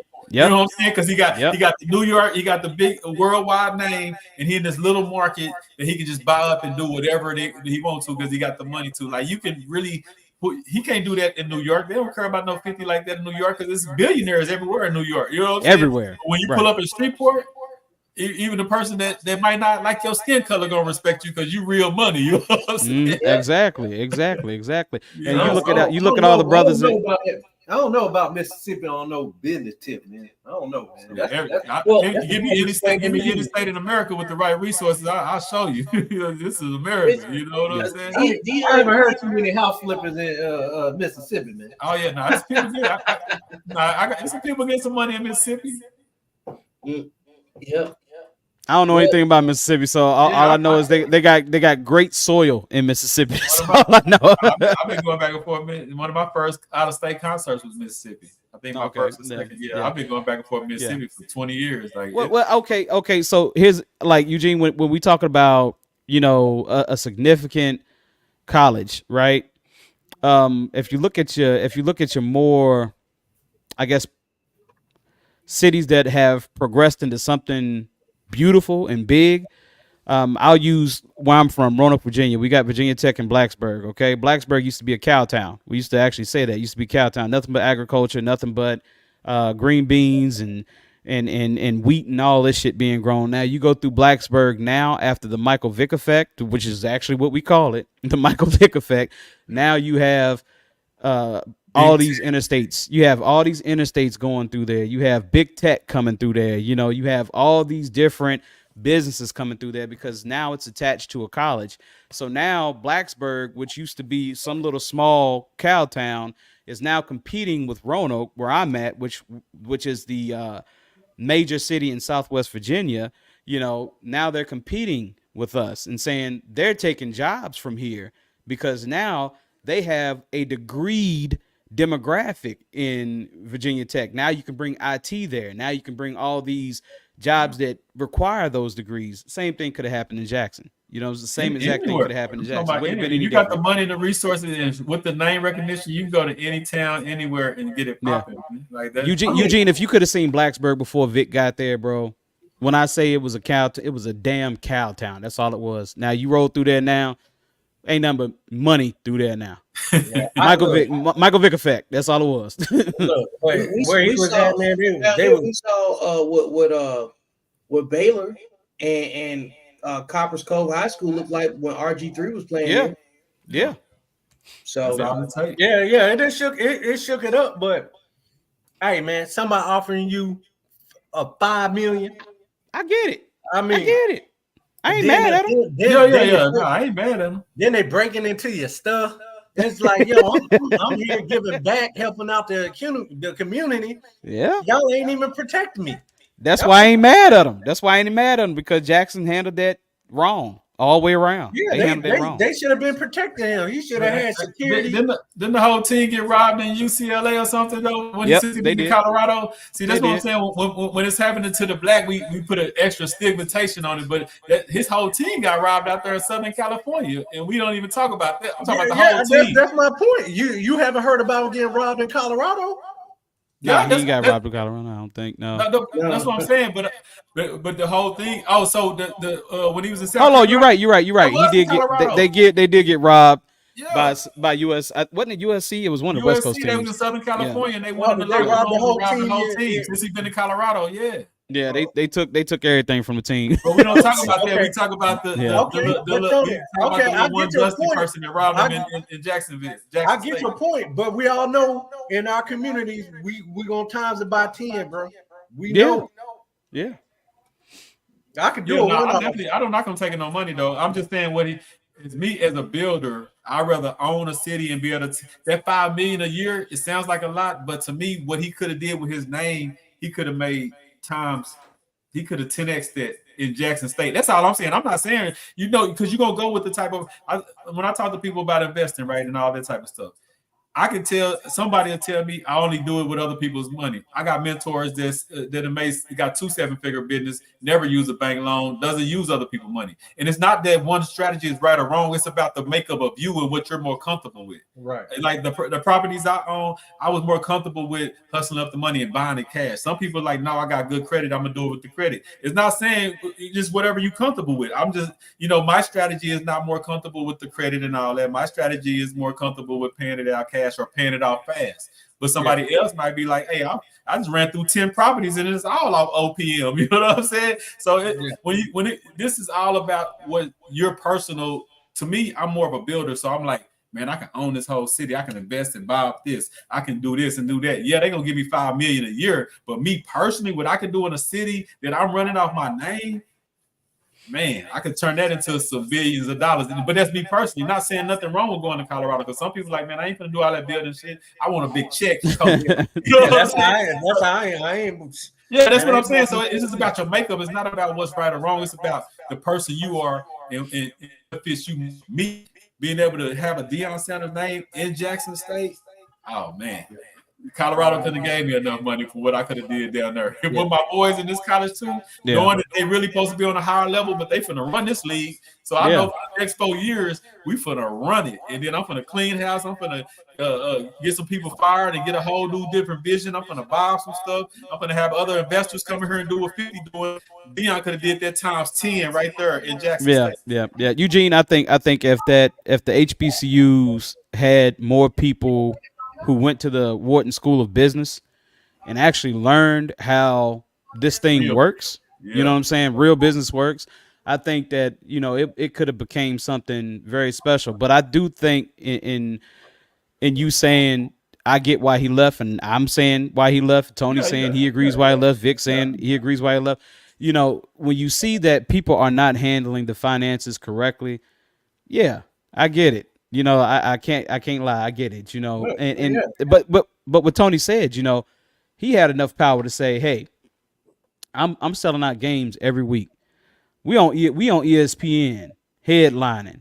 You know what I'm saying? As a HBCU, But I need y'all to get someone in here in administration. But you also do this. If you're just there, coach, you're not caring about all that. That's why I said, Tony. I was about to say that, Tony. Yeah. I'm like, you got a business background. He an athlete. He ain't getting the ball. He's still So he ain't going to no school or nothing. You know what I mean? So right. That's why I would never say like he's a sellout or nothing like that. He did what suits him. I don't get into a grown man. You're supposed to do what fits you and your family. I'm not gonna knock you for that. But I'm just talking about me personally, what I think he could have did, and maybe he couldn't do it because he's not a businessman. So maybe what I see he couldn't have did because he don't even think that's like what that. a lot of people have to start accepting. Like, hey, you know what? I'm not a CEO. I'm not a CFO, COO. I'm an employee that want to work and have weekends off. There's a lot of people like that. Right. Hey, that's my paid employee. I ain't mad if we paid that how to be an employee. all day. I take it all day, no doubt, man. But yeah, this is a good subject to talk about because a lot of people, when it first happened, you did have that half of Black America that said, "Hey, he's a sellout." Then you had the other half of Black America that said, "Hey, that was a good business move." Yeah, they say that, but you work a job for a corporation. You work a government job. You're on YouTube, which is a white platform. Yeah. So we got all these different type of entities where we have the chance to go be pro-Black. But every time the opportunity comes, we don't take advantage. And I know why. It's usually you paying double the price and less service. But still, we could if we really want to build and be really about this, we don't do it. So a lot of people that called on the sellout had no room to talk unless you out there in them trenches getting everything by yourself as a solo member LLC and you done built a business from the ground up. Most people ain't doing that. So that's why I wasn't really respecting that sellout. And as we wrapping it up, that's why I say you gotta, like, when people, like, if somebody has something bad to say about me, right? I don't go back and forth, because first we have to realize, are they even qualified to judge me? Are they qualified? If I don't feel like you qualified to critique me, I don't even care what you think of me. You know what I'm saying? Right, absolutely. So we go. It's social media, so it's gonna be people that say something about. I don't care. I don't care what move you do, right or left. Somebody gonna critique your right or your left. You know? Hey, Eugene, you made the statement earlier, and I know we got to wrap this up, but you made the statement earlier where you said, you're getting less for more money. And this is where I've studied the Jewish people so well, and they're not an evil people. They're just very dedicated to each other, and they are on code. I mean, like crazy. They don't care about that. They don't care about paying more. They just want their money to circulate through their community. Yeah. I tell everybody, I push back on that, bro. I do. Really? When they pay for a product or service, they get it. And Tony, I want you to study Dr. Claude when you get off here, because that's all I study. That's all I study. No, I want you to study Dr. Claude as a person, because he went and hired a Jewish attorney to go up against a black-owned bank, and he said if you pro-black, you're supposed to get a black attorney to represent you, or do. Yeah. No, I met Dr. Claude. I met Dr. Claude personally, and he said if you're gonna get a doctor, it need to be a black doctor. Mm-hmm. Dr. Claude got some character flaws in regards to what he pushed out to the public, to how he actually live his life. So right. Yeah, I don't get into all. Okay. Yeah. Like Eugene, what I was saying is, like, I give you one place to go in particular to where you can see exactly what I'm seeing. What I'm saying is in practice. If you go to Brooklyn, there are particular spots in Brooklyn that are completely Jewish ran. Like, you will be standing on the street and you will see a Jewish ambulance go by you. I bet they get their product and service that they pay for. They get it through their own people. They don't reach out. They don't reach out to anybody else. If they make it, they're going to buy it from their own people. You know what taught me to be so good at due diligence is my own people, because them folks be scamming. Hey, you go out, you know what I'm saying? I mean, it's just the reality of it. So I'm not. But that's what I'm saying. It's like culturally significant to them not to scam each other. They're on code. They are heavily on code. It's easy to be on code when you got billions and trillions of dollars in reparations, and you can fund everything, and you got everything. Yeah, you got $90 billion from Germany. That don't hurt. They don't have a lack of resources in no way. It was government given too. They didn't all build their wealth. There was a lot of that money.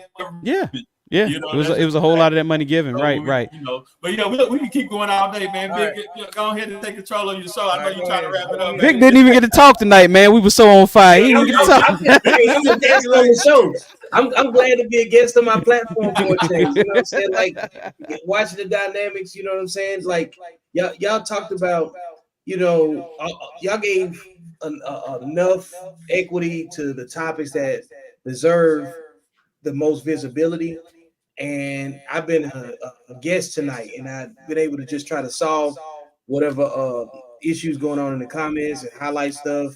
So I appreciate you guys being able to have those exchanges and keep it, it's like masculine and simple. You know what I'm saying? And ultimately, everything that we talk about, everybody got to pick a side. Yeah. That's really what it is. You know what I'm saying? And you're going to either pick a side based on character or business, but ultimately it's got to be civil. And sometimes you're going to be more civil on some sides than others. And I get that. So it doesn't have anything to do with whether you like sports or not. You can still have an opinion. You know what I'm saying? Whether you like politics or not, doesn't matter. You still have an opinion. You got to be able to look at things for what they are and the way it's presented, and then make a decision based on your own moral code, So that's what all of the books are about. Tony got the streets lied to us. He had to choose a side in order for what he say to make sense. Tony, is that on Amazon? Yes, sir. All right, I'll go buy that. Drop your links in the chat. I'll go buy that. Eugene, great addition to the panel tonight. He's on the side of reason, and he gives everything. Both sides. We need you back, Eugene. Yep.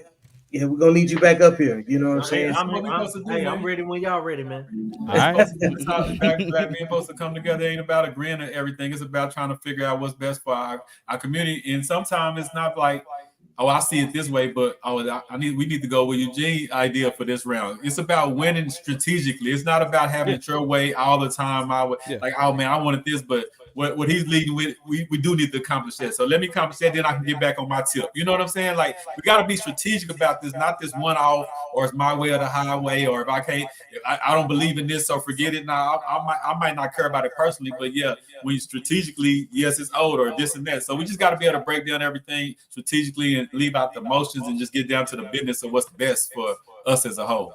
Absolutely. Look, and on that note, everything Tony just said to capture the conversation that was taking place tonight, that's what accountable masculinity is about. Go cop the book. Go cop the Check out book. the 5 principles. And Cavi, great seeing you too, man. All right, later, y'all. All right, y'all. Karaoke night. All right, bro. Peace. So tomorrow,